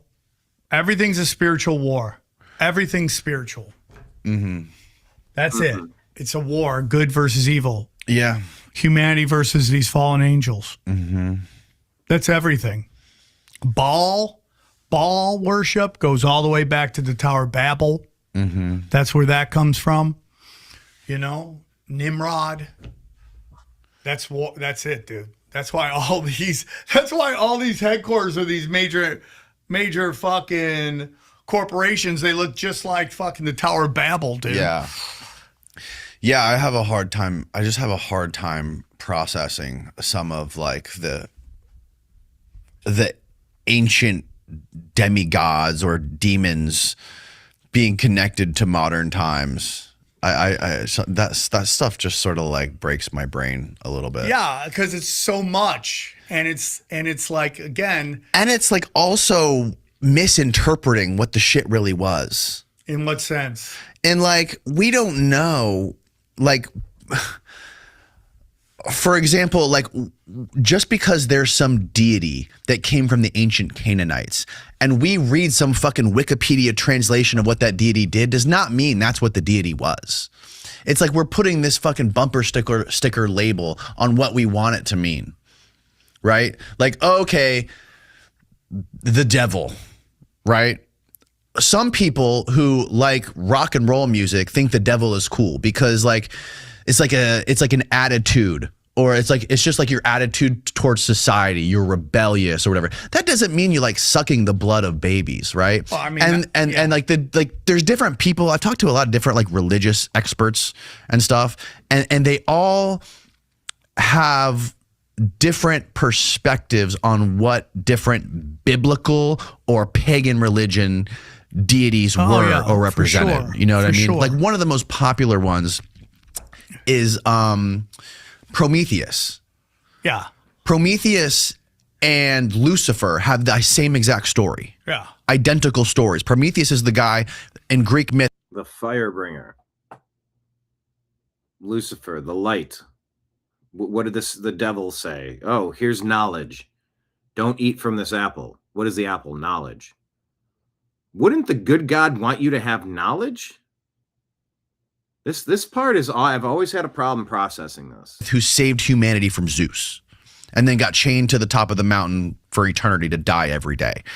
So like you could easily connect, like those two are the same exact story. So the devil is the one who saved humanity and Zeus is the one who tried to kill us all.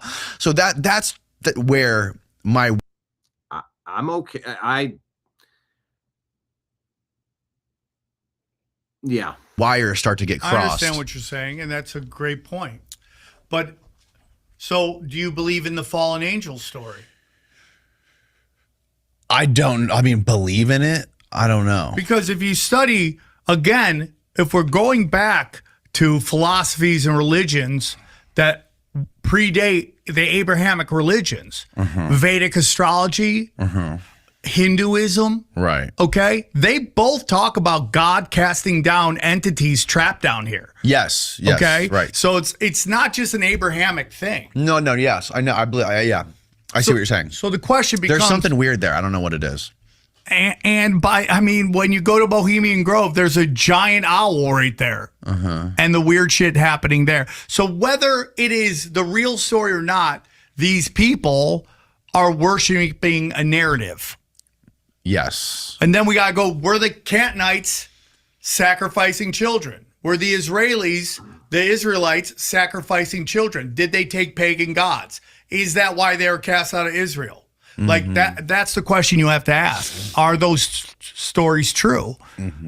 And then you take a look at like the Nazis and how they were just consumed with the occult.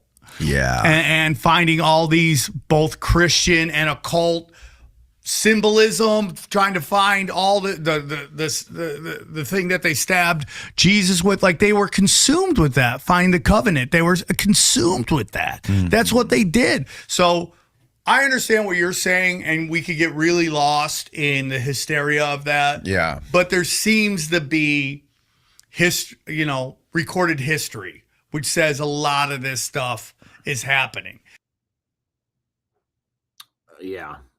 I would like to do some deeper dives into these topics for sure.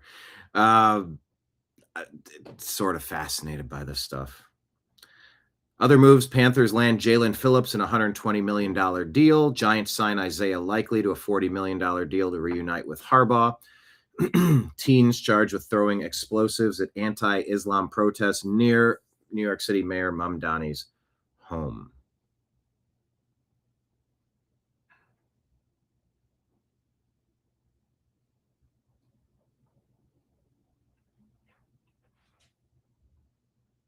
Pam Bondi, we charge the 2 alleged ISIS-inspired terrorists who attempted to bomb a protest.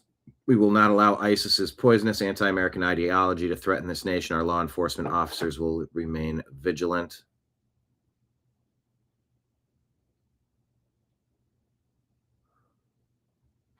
Sharing a couple posts right now. Okay.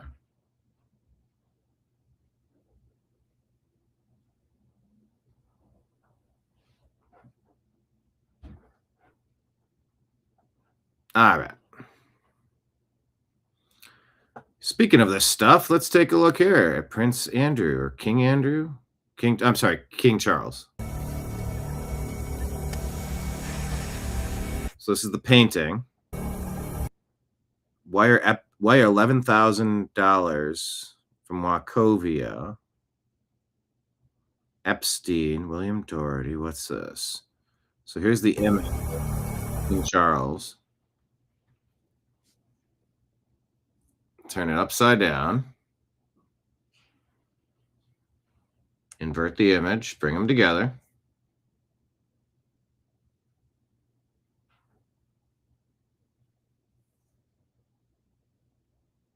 Okay. I mean, I guess, yeah, you can sort of see that, right? Goat head. What do you got? Baphomet there? Coincidental? Accidental? That is a very strange painting of King Charles. Look at that. Like, there's no denying that this is strange. It's a very strange image. So if it was designed to be super clever, it would not surprise me in the least. Yeah, I mean, it's all right there. Look at that. That's the before and after. It does not take a lot to see that. Epstein named his bank account Ball. Oh, that's what we were looking at here. Hang on. Wachovia Bank Ball. Go full screen. Allegedly. All this stuff's alleged. I don't know what's real. Child sacrifice, key ritual in Ball worship, often involving the burning of the child alive. King Charles' official portrait, when mirrored and inverted, appears to reveal Ball at the center. King Charles is related to Vlad the Impaler, better known as Vlad Dracula. For the past 25 years, he has vacationed at Dracula's castle in Transylvania, Romania. King Charles regularly visits the Farah Foundation's orphanage in Romania during his stays in the region, connecting the dots. Man, oh man. How much do we know about what's going on? And how much of this is stuff that just doesn't make much sense? And how much worse are things than most people realize. Don't know. Just sharing interesting things that I happen to see. Arthur McWaters says incentives explain behavior here. There we go. We can do both. If a nation has generous welfare, then it will attract immigrants who need welfare. If politicians can gain power from increasing immigration, they will expand welfare to immigrants under the guise of compassion. The highest welfare use demographic is illegal immigrants. Wild. Expand welfare to illegal immigrants, and then it grows the population of illegal immigrants. And then for some backward reason, the census counts illegal aliens for congressional representation, which artificially flips the balance of power to the Democrats. They gain those seats in Congress, and then they expand welfare to illegal immigrants, and that is what's happening. Illegal-headed households, look at that. Any welfare, by far the largest welfare use by household type. Then you have legal immigrant households, and then U.S.-headed households is about half, 39% to 59%. Minnesota, nearly every Somali household with children is on welfare. Tell me how that's improving America, because it's not. It's stealing from America. And Elon says, incentives explain outcomes. Yep. Fox News reporting former White House advisor says Trump is not invited to the Obama Presidential Center opening. Former Obama White House advisor Valerie Jarrett said President Trump has not been invited to attend the opening ceremony of the Obama Presidential Center in June. She added that once it opens to the public, should President Trump want to come and tour the center, President Obama would be delighted for him to do so. End Wokeness shares this Kami Mamdani press conference.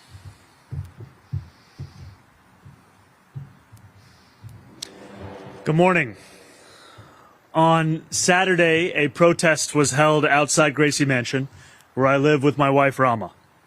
Neither of us were home at the time. This was a vile protest rooted in white supremacy entitled Stop the Islamic Takeover of New York City. Why is that? Stop. Full stop. Hard stop. Why is that white supremacist? Muslim is not a color. It's an ideology of global domination. If you don't want America to be dominated and overthrown in an Islamic takeover, a caliphate, that has nothing to do with color. So that is very disingenuous. I live with my wife, Rama. Neither of us were home at the time. This was a vile protest rooted in white supremacy entitled Stop the Islamic Takeover of New York City. So I don't know. That feels like a bit of a stretch. I'm the first Muslim mayor of our city. Anti-Muslim bigotry is nothing new to me, nor is it anything new for the 1 million or so Muslim New Yorkers who know this city as our home. Mm-hmm. So who threw the bombs? They were two Muslim men, right? Did you mention that in your press conference? We'll have more on that in a second. Let's go to that Somali stronghold now. A Muslim majority population, by the way. Wall Street Ape says you can't make this up. Minnesota Democrats requesting studies on the benefit of shoplifting. Hey, Minnesota State Representative Kristi Noem. So today in the Labor Committee, Representative Dave Pinto requested a study for the benefits of shoplifting. There are no benefits to shoplifting for the people that are being shoplifted from. Yeah. I have no idea what else to say. I'm shocked, actually.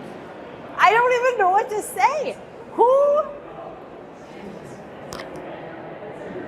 I don't know what to say. Who benefits from shoplifting? I guess. The criminals. Once again, the criminals benefit from shoplifting? Please take a look at the comments to see for yourself. It is an intriguing line of questions. Several of us are on the Public Safety Committee, and yesterday there was a presentation of a group seeking to change how we address organized retail theft. And it actually had not occurred to me to ask, it probably would have been good, to make sure that they would study sort of the benefit of shoplifting and of retail theft. And because perhaps people are relying on that and sort of using that, maybe it's, assisting them in some way. I mean, these folks were describing people violating the law, but I suppose it could be useful to look into that. But ultimately, it's a policy question, right? We do want to make sure when we have a law in place, we're enforcing it. So, wild. 1 million Muslims in New York City. 9 million total for New York City.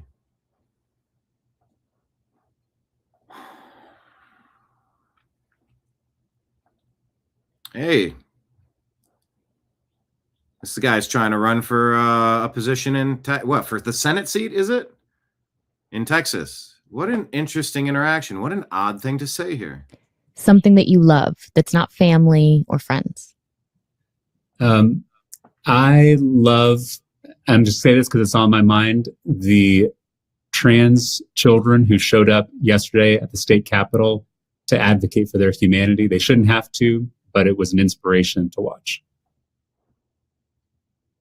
Weird. Brandon Gill says that's creepy. And we said there's no such thing. Kids must be protected from groomers and munchows and mommies until they're 18. This is a massive red flag. You don't start pumping people full of hormones that don't belong in their body or chopping off healthy body parts. That is demonic. If someone wants to make a life-altering change at 18 when they're fully capable of making that decision, you wouldn't allow a kid to get punched in the head. You wouldn't allow a kid to get his eyeball removed. You wouldn't allow a kid to tattoo some logo or some movie quote or a song quote across their forehead when they're 7 years old or 13 years old. You certainly don't pump them full of hormones that don't belong in their body or start chopping off useful parts. And if you have a different position on that, that's a massive red flag. Ian Jager reports that Chuck Schumer is warning that if the Save America Act passes, it would remove 20 million people from the voter rolls. The New American Media says if requiring U.S. citizenship removes 20 million illegal voters, the Democrats never win anything ever again past the Save America Act ASAP. C3 says crimes committed with one or more prior arrest. Murder, 66%. Rape, 66%. Robbery, 70%. Assault, 71%. Burglary, 77%. Theft, 70%. Car theft, 78%. Fraud, 60%. Drug trafficking, 78%. Weapons, 79%. There should be no career criminals. You can incarcerate your way out of crime. And Elon says either incarcerate or innocent people suffer. Of course, check out our program from Friday. It was DHS Secretary Kristi Noem promoted or fired? And then Epstein info on the way, ? Latest on Iran. So here, let's do this. Let's search for Noem. Americas.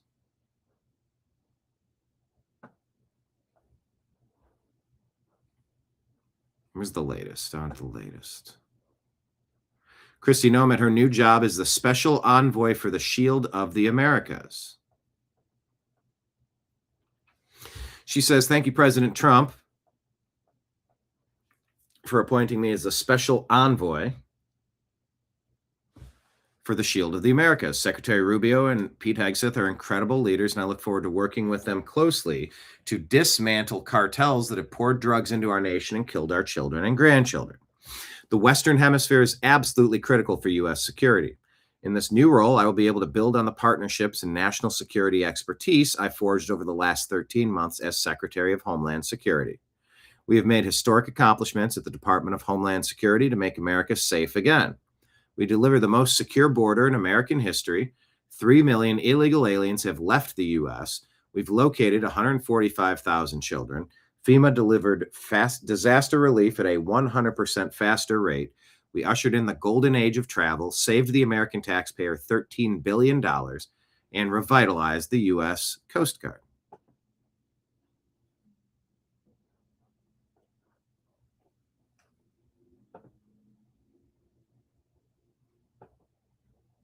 Okay. Shield of the Americas. A newly created diplomatic post coordinating U.S. efforts with Latin American partners and the Shield of the Americas initiative, targeting cartels, drug trafficking, and regional security. Noem debuted in the role at the Miami summit last week, working alongside Secretary Rubio. Trump framed it as building on her DHS border work. Mark Wayne Mullen going into Department of Homeland Security.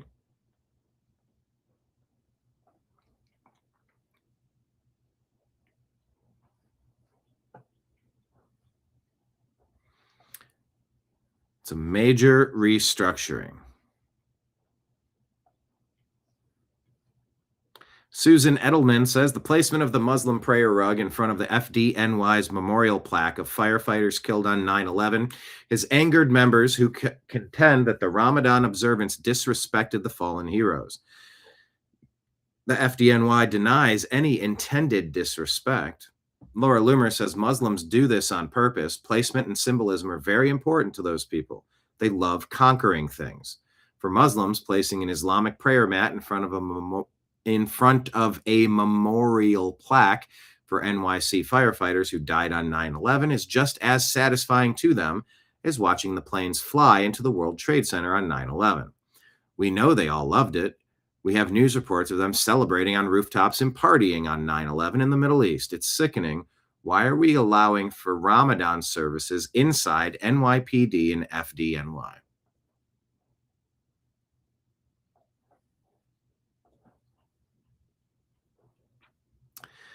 Liberal women gather in a New York City park to collectively scream in rage during an International Women's Day protest.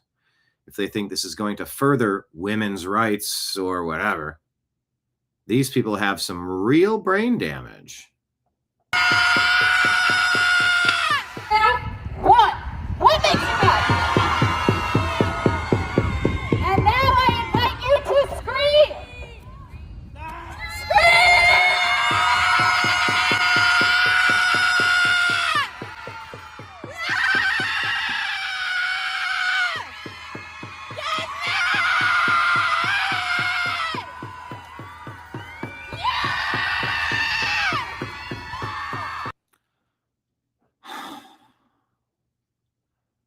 He said that poor dog. Can Animal Protective Services step in to help this poor creature? Why are you subjecting your dog with it?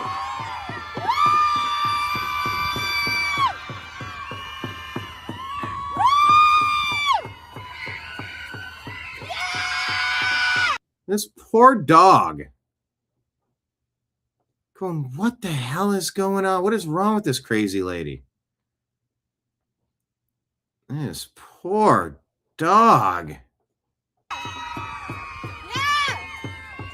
okay to scream! You are allowed to be loud! You are allowed to have a voice, and you women need it! You are the leaders! You are the ones who will make the change happen. It is us! That's right! And now, I invite you to bounce. Shake it up! Wave it! Shake your arms! Poor dog. You okay? Shake it up!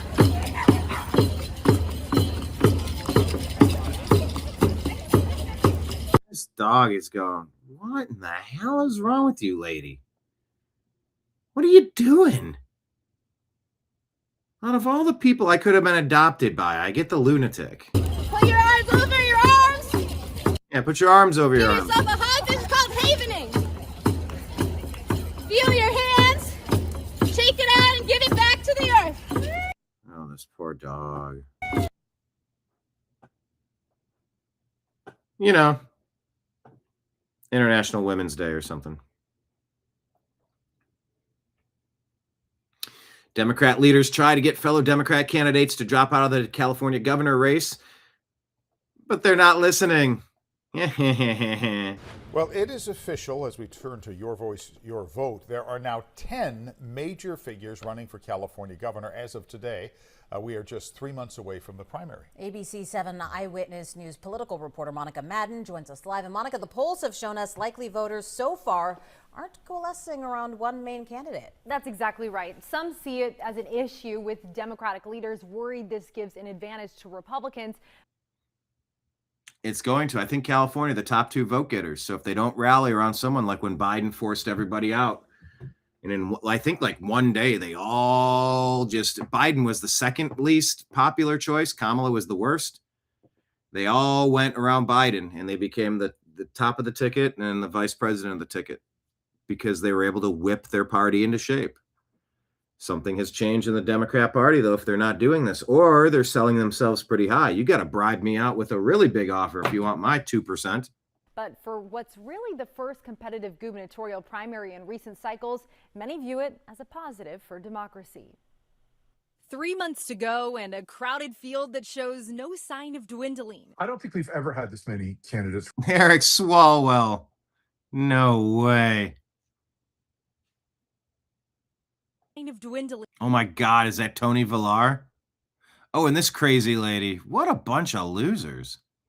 I don't think we've ever had this many candidates running for governor. Nobody is breaking out of the pack. It comes days after the California Democratic Party's chair urged candidates without a, quote, viable path to make it to the general election to drop out. Those calls went unanswered defiantly. And that's why we're in this race to win it. With no dropouts and single-digit polling candidates filing officially this week. You could make a good argument for at least 4 or 5 of the current candidates getting on to the top 2. Political consultant Jim Ross says differentiation is the challenge for the 8 top Democrats running. You have a bunch of candidates who are basically sounding and looking the same. You know, what we're seeing is a lot of general statements, but not a lot of specific action items. In the last few elections, Ross says there's been a clear top contender. When Jerry Brown ran, you know, he was a senior statesman. Gavin Newsom ran against him, but then served as lieutenant governor.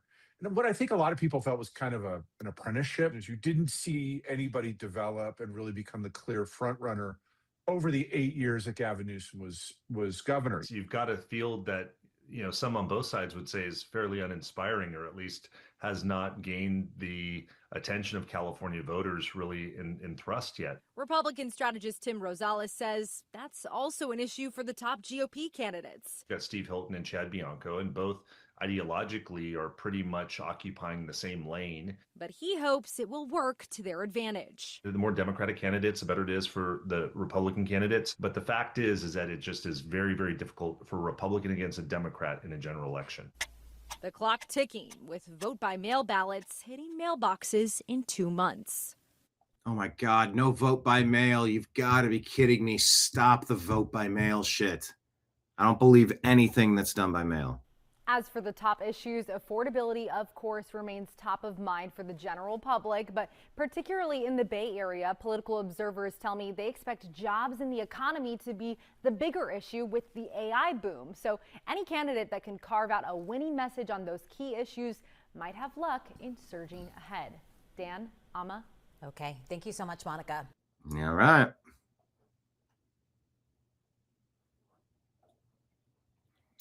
The rabbit hole says 90% of hate speech being targeted at men and whites. That's a lot.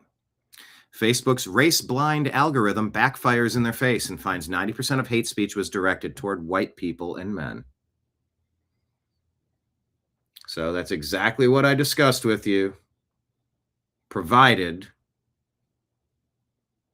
that what I've discussed is accurate. I don't know. But maybe it is. We said that we've been telling you this for about 30 years now. It's glad to see the raw data is clearly confirming the obvious, that there's an agenda to destroy this nation. And it's definitely focused on going after white men. So there's that. Many things happening at once, but that's one of them. Anthropic's Claude says that Charlie Kirk was not a good person, but convicted criminal George Floyd was. Taya says Claude is woke. Elon says Claude is woke, and their logo looks like an anal sphincter. Oh. Now I can't unsee that, Elon. Thank you. This might be the same clip from Phil Hartman. I walk into like Saddam Hussein that you have as a. That was a fairly decent conversation here. Oh no, what's going on with Devin Bush? Did he leave the Browns?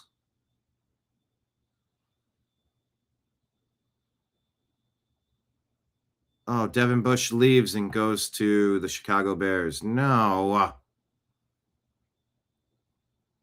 Oh, he had a really good season. Doggone it. Ugh.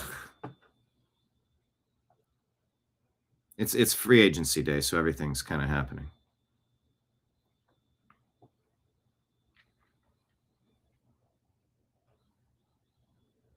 All right, keep it moving.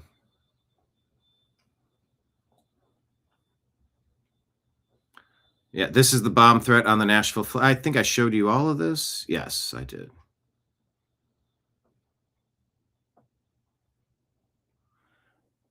Okay, so NBC News says this incident was a misunderstanding and that the passenger set a timer on his phone so that he can pray for Ramadan. Huh? Hang on.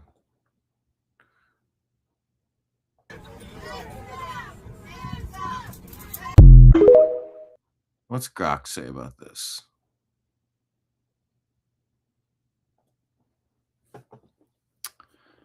Passenger disturbance was a security matter. No bomb found. One individual removed. SWAT teams. Bomb threat not corroborated. Urged mass deportation of Muslims, drawing 12 million views and polarized replies.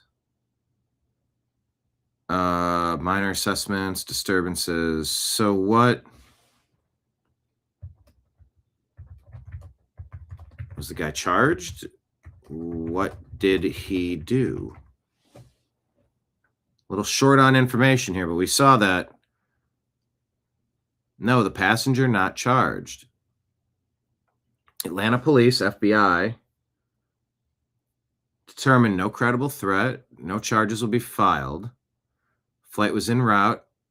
The crew reported a passenger disturbance or suspicious passenger behavior.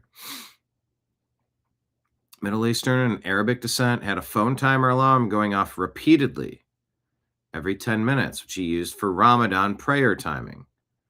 He was praying aloud in a foreign language and reportedly asked about or expressed concern for his bags at some point. Other passengers became uncomfortable, led to concerns and misinterpretations of bomb threats or an explicit threat to blow up the plane, but sources do not confirm any such verbal threat was made by the passenger. Out of an abundance of caution, the crew diverted the plane to Atlanta. A misunderstanding. You're audibly praying out loud and you're setting your timer off for every 10 minutes and you're inquiring about your bags.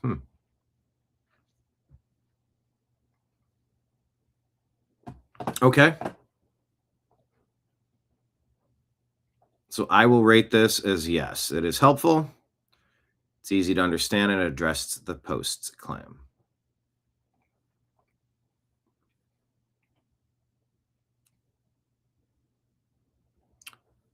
Were these people Muslims and did they yell Allah Akbar? Mom Donnie left this out. Let's see what Grok says.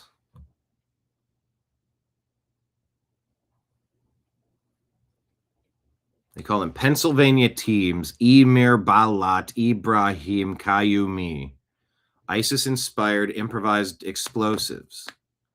at anti-Muslim protesters organized by Jake Lang. No injuries occurred, but body cam audio captured their pledges to ISIS per DOJ indictment released yesterday or today.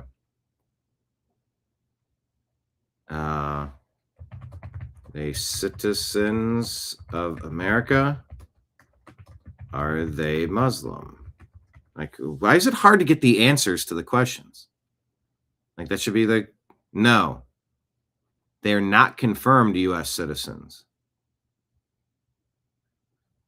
That's okay. Turkish government identification card. Oh, and then alongside a Pennsylvania driver's license. Why are you getting a driver's license if you're not a citizen? Turkish heritage or dual ties. And some describe Kayumi as a son of Afghan immigrants naturalized in the 2000s. No DOJ indictment summaries. Yes, they are Muslim, or at minimum strongly identified with Islamic extremism in this context. ISIS-inspired terrorism. Kayumi blurted out ISIS as his motivation. Ballot pledged allegiance to the Islamic State. ISIS referenced watching ISIS propaganda and made statements like praising Allah, calling for action in the name of the Prophet. Body cam footage reportedly captured pledges to ISIS, and they faced charges, including attempted provision of material supporting a designated foreign terrorist organization, ISIS, aligning with common Muslim naming conventions. And the attack targeted an anti-Muslim, anti-Islam protest while shouting phrases associated with Islamic extremism. Allahu Akbar, official sources, Islamic theology. Okay, well then, yeah. Why did Pam Bondi leave out that these were Muslims? They're having a protest literally at that thing saying, you know, Muslims are trying to conquer the world, trying to change America. This is not good. They're violent. This is not good, what's being taught. And then they become violent and throw what they were hoping were going to be explosives to explode. And then the mayor leaves that out conveniently.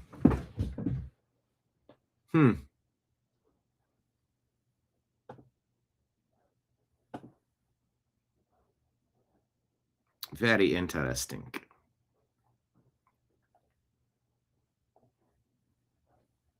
Seems intentional. Yeah. Zoran Mamdani, white supremacist. Yesterday, Jake Lang organized protests outside Gracie Mansion. He says rooted in bigotry and racism, or you could say it's rooted in self-defense. Such hate has no place in New York City. It's an affront to our city's values and the unity that defines who we are. What followed was even more disturbing. Violence at a protest is never accepted. What kind of violence? Muslim extremism violence. Islamic supremacist violence. The attempt to use an explosive device and hurt others is not only criminal, it's terrorism, and it's reprehensible and the antithesis of who we are. I want to thank the brave men and women of NYPD who acted quickly to keep New Yorkers safe. Our officers ran toward danger without hesitation, demonstrating once again the courage and dedication it takes to protect this city every single day. My admin is closely monitoring the situation, and I remain in close contact with our police commissioner.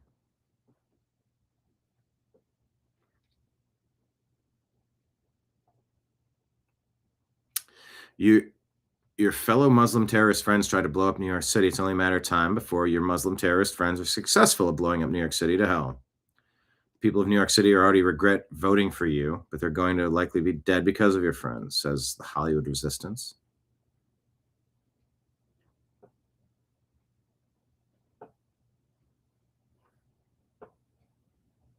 White supremacy is not a crime. Throwing an IED is.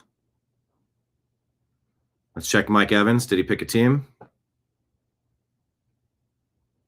Signing a 3-year deal with the San Francisco 49ers and Brock Purdy. Oh, my gosh. Oh. One less weapon for Baker Mayfield. Darn. Not a good day for the Cleveland Browns.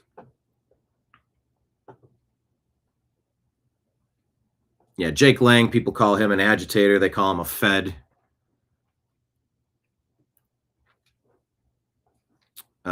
Filmed when he got out on January 6th. Excuse me, on Inauguration Day last year.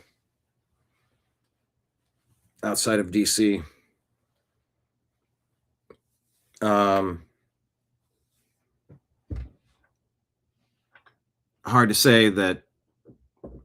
to be a fan of Jake Lang. He's definitely causing some problems, but he's also calling attention to some things. Kansas City International Airport being evacuated. All travelers and workers due to serious incident. Initial reports are of a credible bomb threat to the airport. All planes halted in a sweep.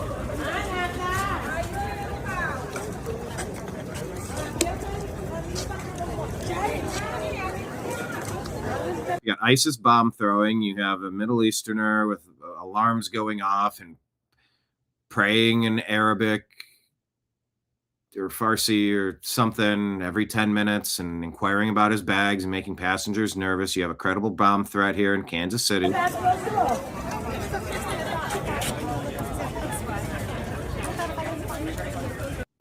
It's like 2001 all over again. So yeah, at least one person throws an improvised device that's emitting smoke but did not detonate over the barricades at Jake Lang's group, causing them to flee. As NYPD chased down and arrested a suspect, a second device remained on the ground, close up 39 seconds in the counter-protest area.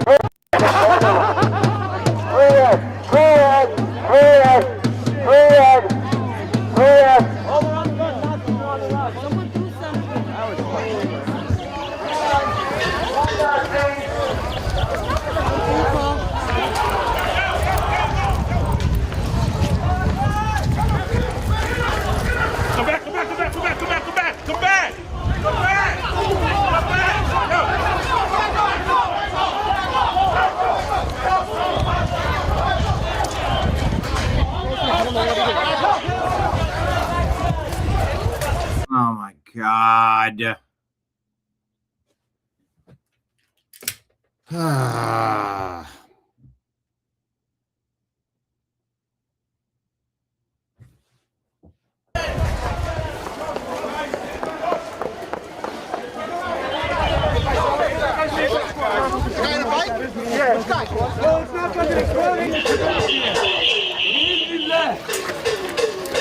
بإذن الله عن الدولة الإسلامية باقية باقية.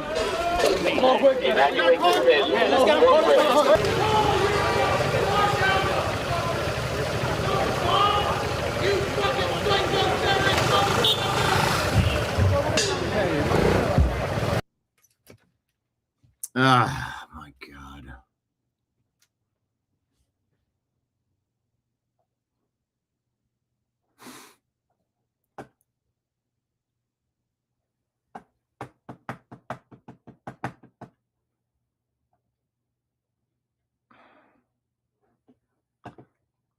You've seen Ford on this program before. We had him on most recently a month ago, a couple weeks ago.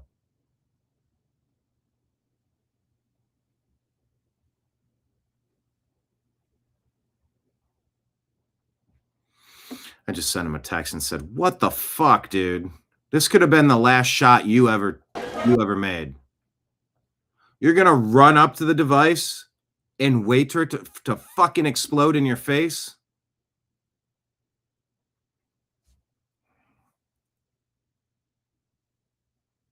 Oh yeah. It worked out. It worked out this time. So I'm wrong.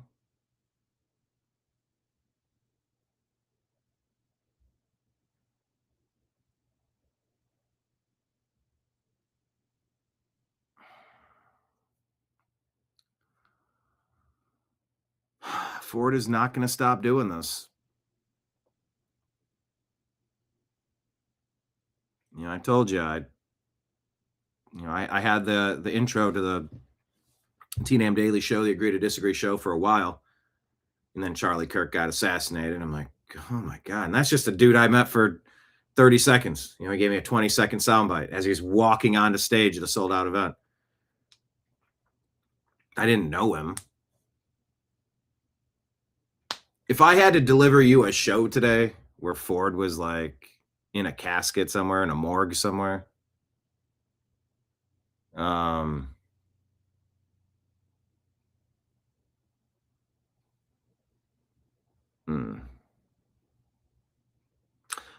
just took a picture of this and sent a message to him saying, what the fuck, dude?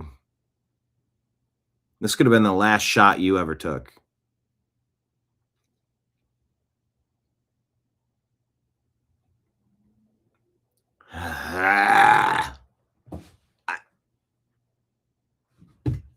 Okay.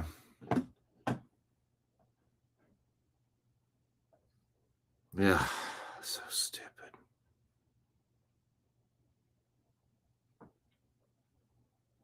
Yeah, what is this story?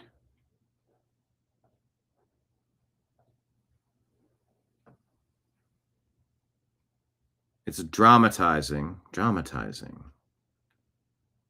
It's AI generated or scripted, real case elements.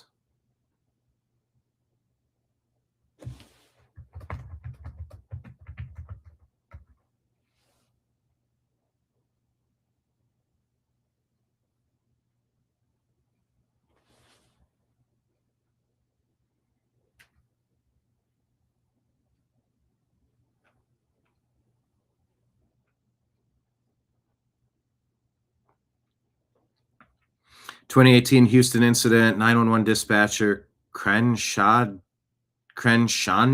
Williams admitted hanging up on thousands of emergency calls, including 3 from a mother whose 4-year-old son died because she didn't feel like talking, led to her firing a light sentence of 10 days in jail.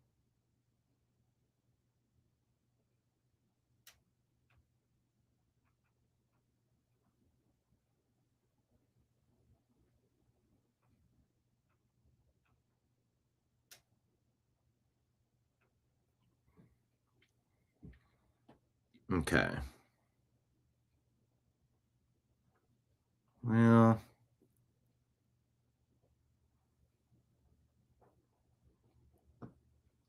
so I guess we need to put something on here, right? Why isn't this automatically happening? A community note?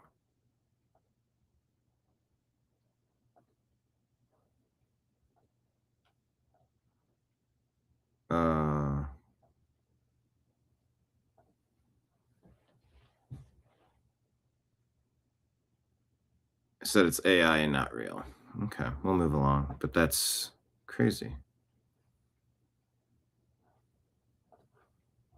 Okay, how do I get out of this now? Let's go back to the talk on it.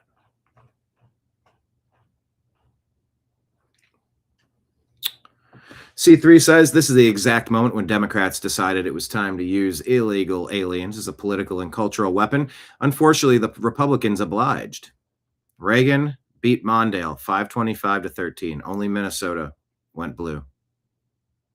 And DC, sorry. Passed the Save America Act to take our country back. Kevin Sorbo talks about the white population in Los Angeles. In 1950, it was 93%. Decade later, 90. Decade later, 79. Decade later, 53. In 1990, only 41%. That's less than half.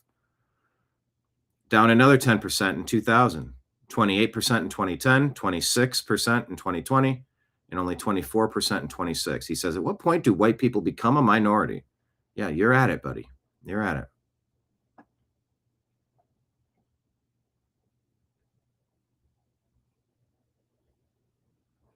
Oh, this is an outraging story. This is 64-year-old Mark Godfrey, bedridden at a local hospital. This is a year ago.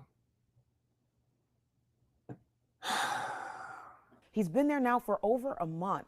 Godfrey was brutally beaten on a CATS bus in early March. Tonight, for the first time, we're seeing the security video on board that CATS bus showing what did and did not. And this is where Irina Zarutska was attacked on a bus. Happen. Michael Warwick first covered the story when it first happened. He's joining us now live in West Charlotte after speaking with the victim's family yet again. And Michael, this video again, and we just want to remind viewers, this is really disturbing to say the least. It's really about as bad as it gets, isn't it? It is really hard to watch, but Mark Godfrey's sister told me she wanted to see it so she could understand how her brother's life was changed forever. Look, he's still stopping him. Angelia Adams watches with disgust. This video taken on board a CATS bus in March, showing her brother Mark Godfrey in what appears a confrontation with another passenger. We blurred what happens next, but it ends with Mark so badly beaten, he's now paralyzed from the shoulders down. Awful. It was horrifying. Horrifying. Yes, I just can't believe that there were so many people on the bus that did nothing. You know, nobody stood up and tried to help him. Mark suffered a broken neck. Angelia says he'll likely be a quadriplegic for the rest of his life. She's been at his bedside as often as she can. He has nobody else. You know, I have to be, you know. So, I mean, I can't leave him here with nobody. Police later arrested a 29-year-old for the beating and charged him with attempted murder. The National Transit Safety Database shows from 2022 to 2024, there were anywhere from 4 to 11 assaults on CATS buses each year that didn't involve the driver. In this case, what bothers Angelia the most is what people didn't do. Clearly the bus is driving down the street, you know, while this is clearly going on, and that's what bothers me the most. Now, Angelia is hoping to raise some money for Mark's around-the-clock care he'll require the rest of his life. Without any recollection of what happened, she says her brother wants to see the video. He wants to know why he's there, you know, and what happened to him, and why the rest of his life is going to be the way it is. As for the man accused in this beating, Moses Early, court records show a grand jury returned an indictment for that attempted first-degree murder charge late last month. Jail records show he is still in jail. Live in West Charlotte, Michael Warwick, WETV, on your side. Just senseless all the way around. Michael, thank you. And this family has started a GoFundMe to help with hospital bills. They still have a long way to go mentally and physically. If you'd like to donate, we have a link to that on our website. Just go to WBTV.com and click on this story.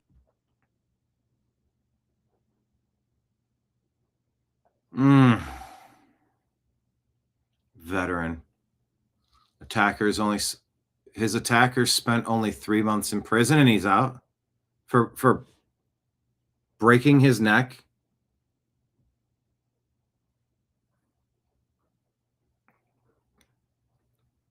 James Woods points out these people: Kamala Harris, Hillary Clinton, Bill Clinton, Barack Hussein Obama, the Bidens, a wretched hive of scum and villainy, but in suits.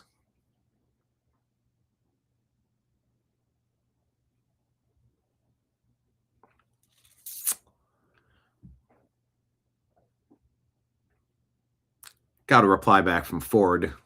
Is this something I can share?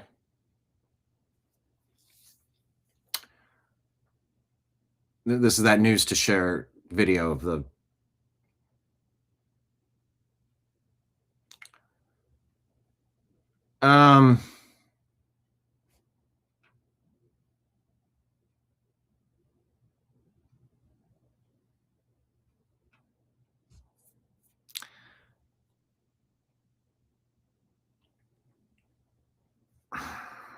I'll just leave it there. And by like, I've been with Ford at a lot of events, like not working together per se. We're independent contractors. We do our own thing. Ford has licensed footage from me in the past, such as J6. But yeah, we've explored Chicago with the DNC, the Bronx for a Trump rally, DC for the Libertarian Convention, Milwaukee for the Republican Convention. I'll just say some of my thoughts while watching Ford go get that close-up of a fucking bomb. I think Ford shared some of my thoughts. Some of the things and energy that I was presenting, he recognizes and probably feels to some degree. I just want the dude to get another job. I want him to retire while he still can. He thinks it's important. I think these people are retards. These people out in the streets, these violent nut jobs. It's just throw a dart keep throwing darts at the dartboard. At some point, whether you're aiming at the bullseye or not, you're gonna make a bullseye. You're gonna be in the wrong place with the wrong group of idiots at the wrong time. And man, does he get close to some of this shit. He gets close to some of this shit. It's just it's a bad game, man. Yeah, the police yelling, "Get back, get back, get back." One person goes right up to it. And he followed suit.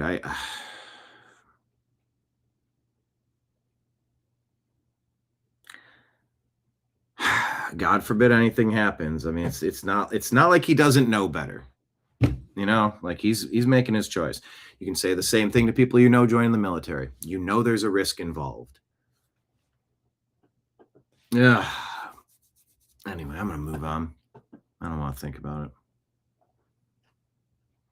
Jonathan Turley says the 7th Circuit just delivered a haymaker to Obama appointee Judge Sarah Ellis for her efforts to limit federal enforcement of immigration laws. It accused her of effectively establishing herself as the supervisor of all executive branch activity in the city of Chicago. Okay. Mark Wayne Mullen says he's ready to ram the Save America Act through with a talking filibuster, says Redline Report. 50 votes plus J.D. Vance, and it's done. No more hiding behind process. If you believe only citizens should vote, prove it. Lock it in, pass the SAVE Act, and secure our elections. Wall Street Ape says a man who beat a 1-year-old to D has received no jail time. Sentenced to probation for... You gotta be kidding me. A Las Vegas man who beat a 1-year-old to death has received no jail time. Christian Moniz Rubino was sentenced to probation for the death of 17-month-old... Are you kidding me? Kai Tesoro, who suffered fatal injuries while in his care. When I got a DUI 7 years ago, I had to spend 2 fucking days in jail. I'm talking, I was in an orange jumpsuit and I shared a cell with a fucking gang member. This guy kills a 1-year-old and he doesn't get any jail time. I fucking hate the Vegas justice system. A Las...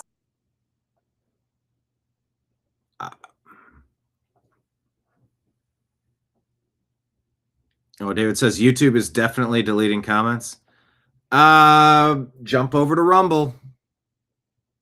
David, get a Rumble account and follow us on Rumble. One day YouTube could be gone. There need to be harsher penalties for people.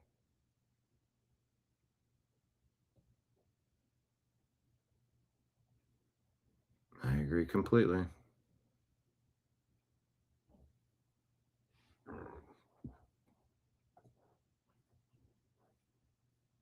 All right, Tom Tillis wants Stephen Miller fired, which is ironic.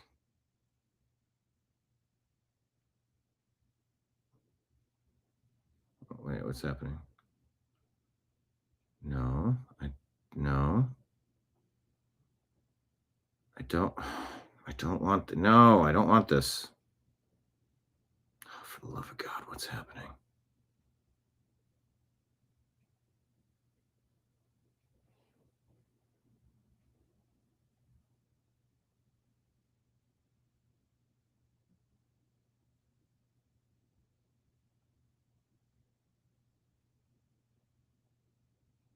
Oh, this device is so slow. Tom Tillis wants Stephen Miller fired, which is ironic because Tillis's voters want to fire Tillis.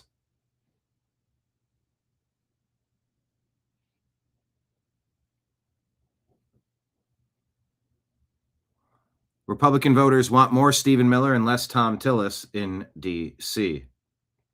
Tillis is a traitor and stabbed his voters in the back for years. Do you think Stephen Miller should go? Oh, of course I do. I think Stephen Miller is one of the. Not only does Stephen really want to just paint a picture, he's not worried about substance, he's more worried about form, but I also think that he has an outsized influence over the operations of the cabinet. And I believe we've got qualified cabinet members there that sometimes are doing less than what they want to because of his direction and his outsized influence. He's a big problem in this administration. He has been from the beginning. But Noem is a Senate-confirmed cabinet member. She should have been independent. I believe that Mark Wayne will be independent. I believe that Mark Wayne will be driven by data. He'll leverage law enforcement resources, expertise, people like Tom Holman to get things right. And if he doesn't, we'd hold him accountable. But I have a lot of confidence in my friend, and I'm looking forward to him getting this department under control so that Republicans can seize an issue that helped us get elected, strong on the border, strong on deportation, strong on the rule of law. Tom Tillis. Tom Tillis calling for Stephen Miller to be fired proves how awesome Stephen Miller is.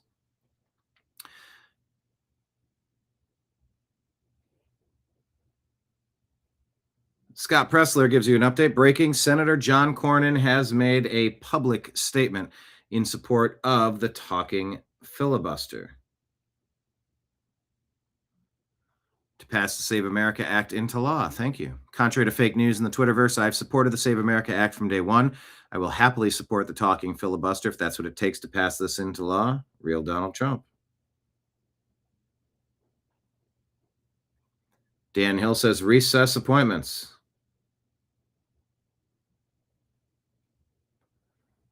Bill Clinton, 139. George W. Bush, 171. Barack Obama, 32. Donald Trump, 0. Leader John Thune is blocking the president from his own party from making recess appointments. That makes no flipping sense.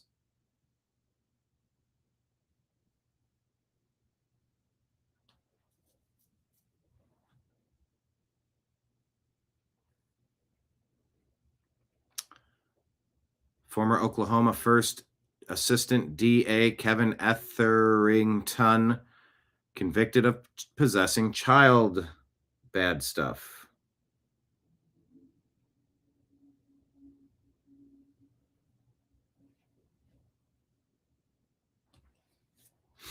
Police say in his Google Drive, 153 photos and videos of girls under 9 being, ugh.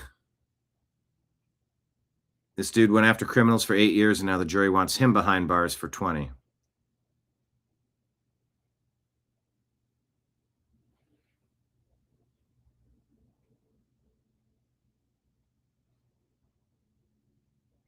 The Economist, in its Fighting Back the Tears obituary for Khomeini, salivates with true depravity over Trump's future death in grisly, if ecstatic terms.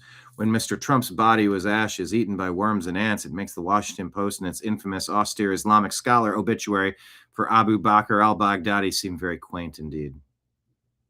But I read the whole thing, so you don't have to. The key takeaways: the U.S. is the great Satan. No scare quotes.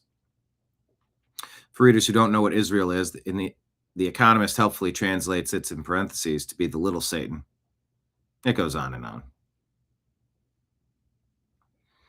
Oh, The Economist writes obituaries from the mindset of the deceased, not its own mission to champion free markets. Oh. I feel like that as a reminder would be helpful to know.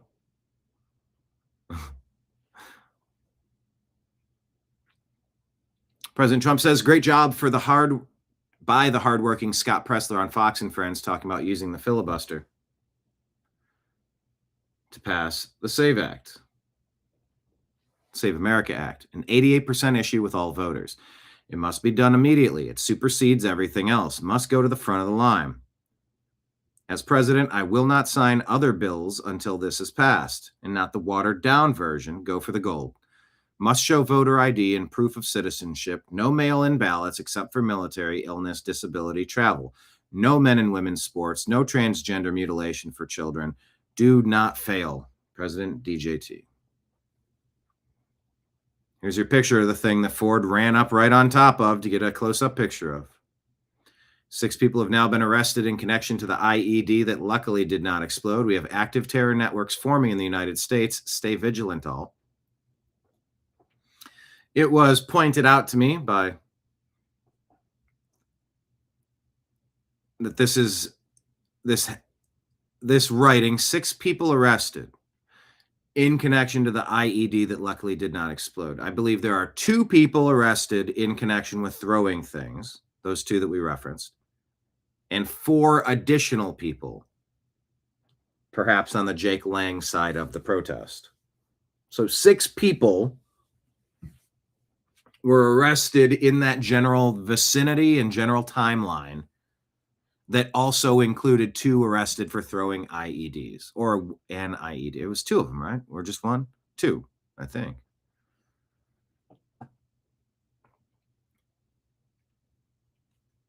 While on parole, Stephen Henderson was found by Greeley police to have groomed and lured a young boy into his home where he was abused. Justice not served. He was released on Wednesday. Case dismissed because of Colorado's competency laws. Gross. John Thune is awful. Passed the Save America Act immediately. The media propaganda says suspicious devices found outside Zoran Mamdani's residence, says TMZ. Pretty awful company. They make Mamdani the victim. They leave out the 2 Muslims threw the bomb and why, and what was shouted, Allahu Akbar. Anything that hurts their narrative, the media is the enemy of the people.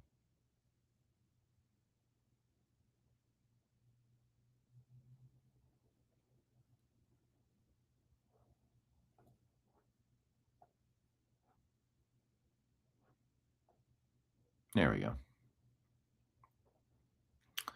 Nope, Mamdani's no victim.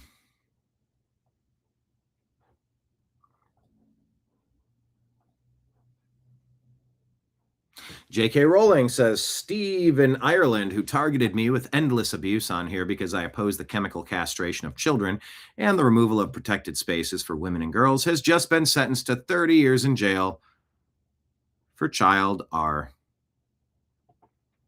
Okay, not surprising. President Trump officially announces he won't sign a single piece of legislation until the Save America Act gets to his desk. Trump is playing hardball. It must be done immediately. It supersedes everything else. It must go to the front of the line. I, as president, will not sign other bills until this is passed, and not the watered-down version. Go for the gold.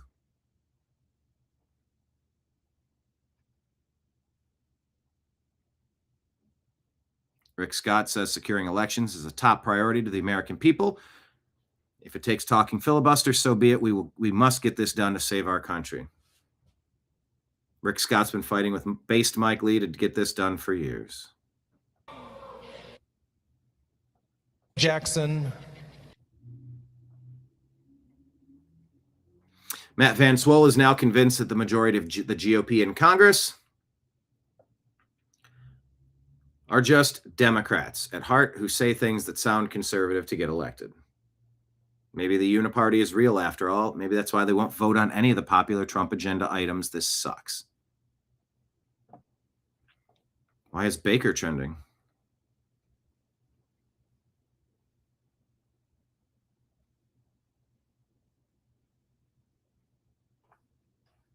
Is it Baker Mayfield?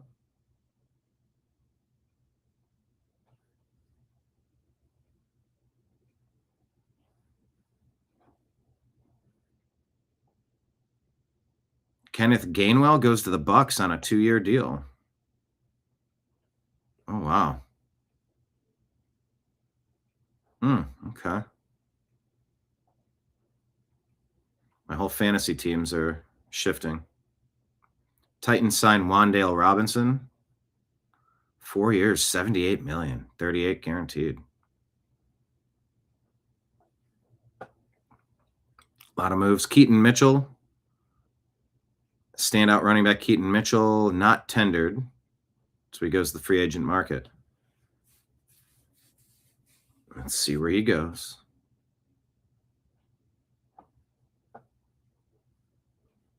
Keep your eyes on the Browns. All right.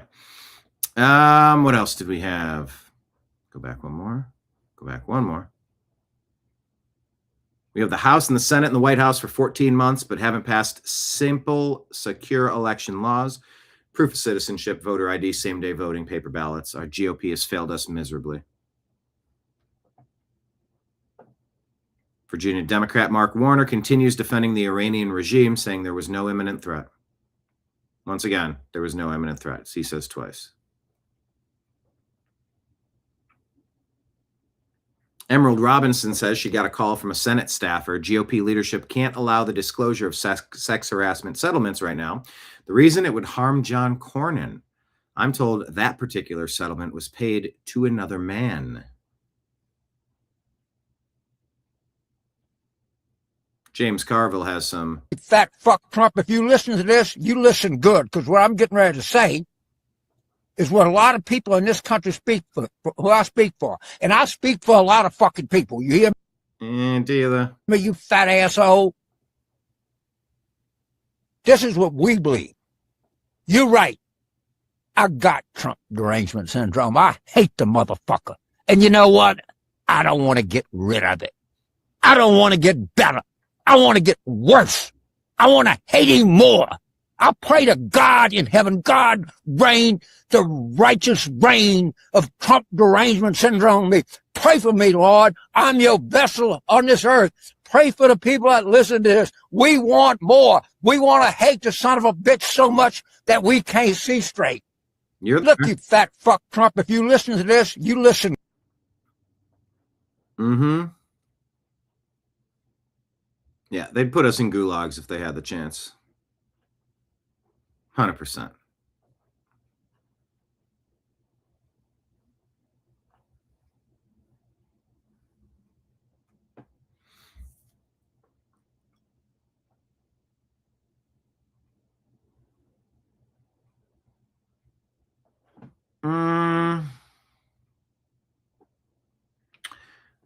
Bill Maher. Did I play you Bill Maher's thoughts? I'm trying to.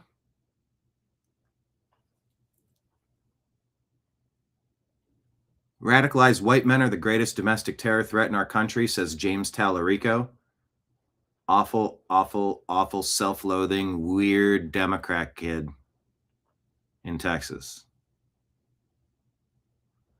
UK speech prosecutions running at 17 times those the Soviet Union had under Brezhnev. Of course, the USSR had 4 times the population, so more like 68 times.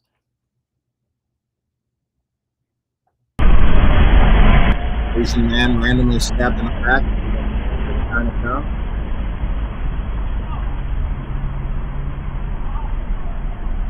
For what reason is this okay?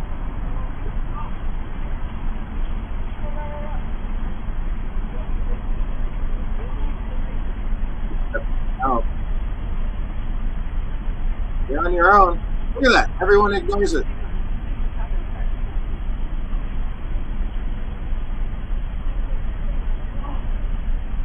God.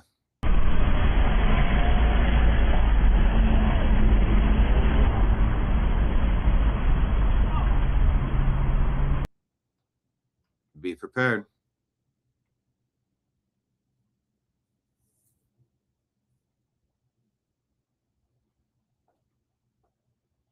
Curtis Yarvin says the West has no balls and will simply turn into South Africa. What you're seeing, especially in what used to be called the White Dominions, Canada, Australia, New Zealand, especially, is you're seeing they're starting to speed run. They're starting to come out of their crouch and basically just be like, yeah, actually, in the 21st century, I think they've increased the population of Canada by like 35%. Right. And so even that is small. Even that is small. The Spanish government was just like, we're going to legalize 500,000. Oh, but that's just an estimate. That's just an estimate of how many people that plan will suck in. It probably will be more like over 1 million. Right. And so, and those people are Schengen. They can go anywhere in Europe and you will see them do that. And so what you could see in the US, if basically the next time Democrats win the presidency, people talk about like mass immigration. Like, no, we've not seen mass immigration. We have no idea what mass immigration is. Mass immigration is not 2 million people entering the US a year. Mass immigration starts I would not call it mass until it was like 10 a year. And like mass immigration is really the 10 to 50 to 100 million a year. But that's what could spark civil war. No. I don't know. I'm seeing it here. No, because people have no balls. People have no balls. And actually, like, you know, they will not resist. They will not resist. All of, you know, the thought that they will get their muskets and put on their tri-cornered hats or whatever.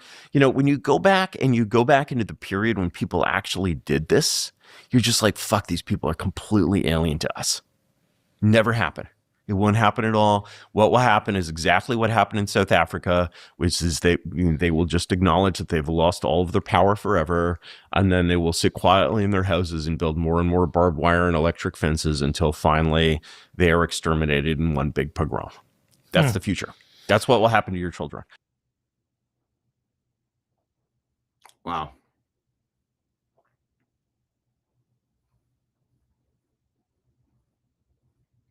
Insider betting markets signal that the U.S. ground invasion of Iran has been approved. Polymarket user and likely U.S. military insider Bulky Bull, who made $90,000 in a string of perfect bets. Khamenei killed by February 28th. Israel strikes Iran. U.S. forces strike Iran. U.S. forces in Venezuela. Maduro out, etc. Is now betting that U.S. ground forces will invade Iran by March 31st. That would be a horrific idea. Bulky Bull has now placed 2 huge bets that the U.S. ground forces will invade Iran and is set to win $100,000 if when a ground invasion begins.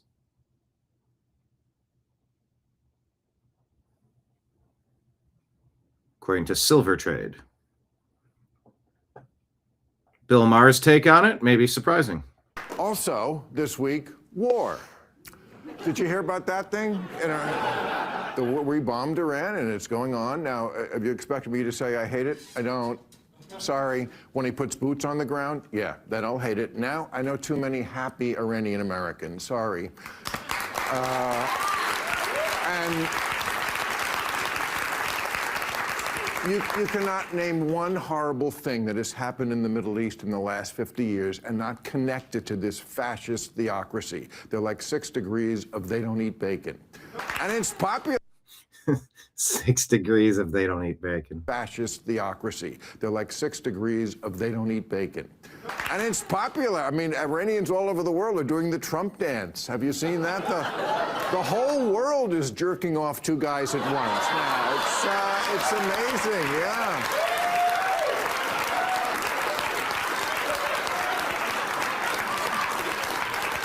Also. So there you go. Bill Maher. Bill freaking Maher, everybody. And that is what I wanted to share with you today. Thank you all for being here on this Monday. Hit the thumbs up button. Hit like.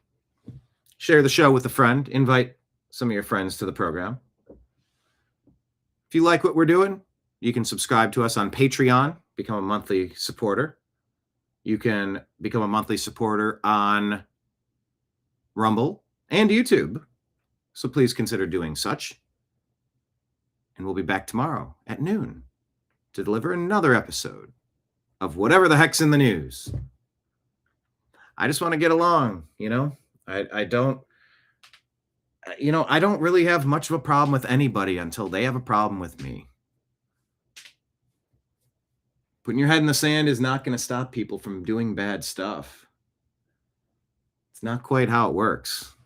And we have to be able to call things out as they are. This planet has some problems. And the sooner we discuss it, the sooner we can figure out ways to mitigate it, how to deal with it. So, here we are. Fingers crossed that things can be better. All right, everybody. Thank you all in chat.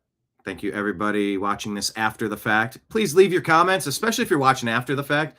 Everybody that watches during, we communicate together. We kind of have conversations together. We steer the news. we elaborate on things. That's great. And then also, if you're watching after the fact, leave your comments too, because the show continues. The ideas continue.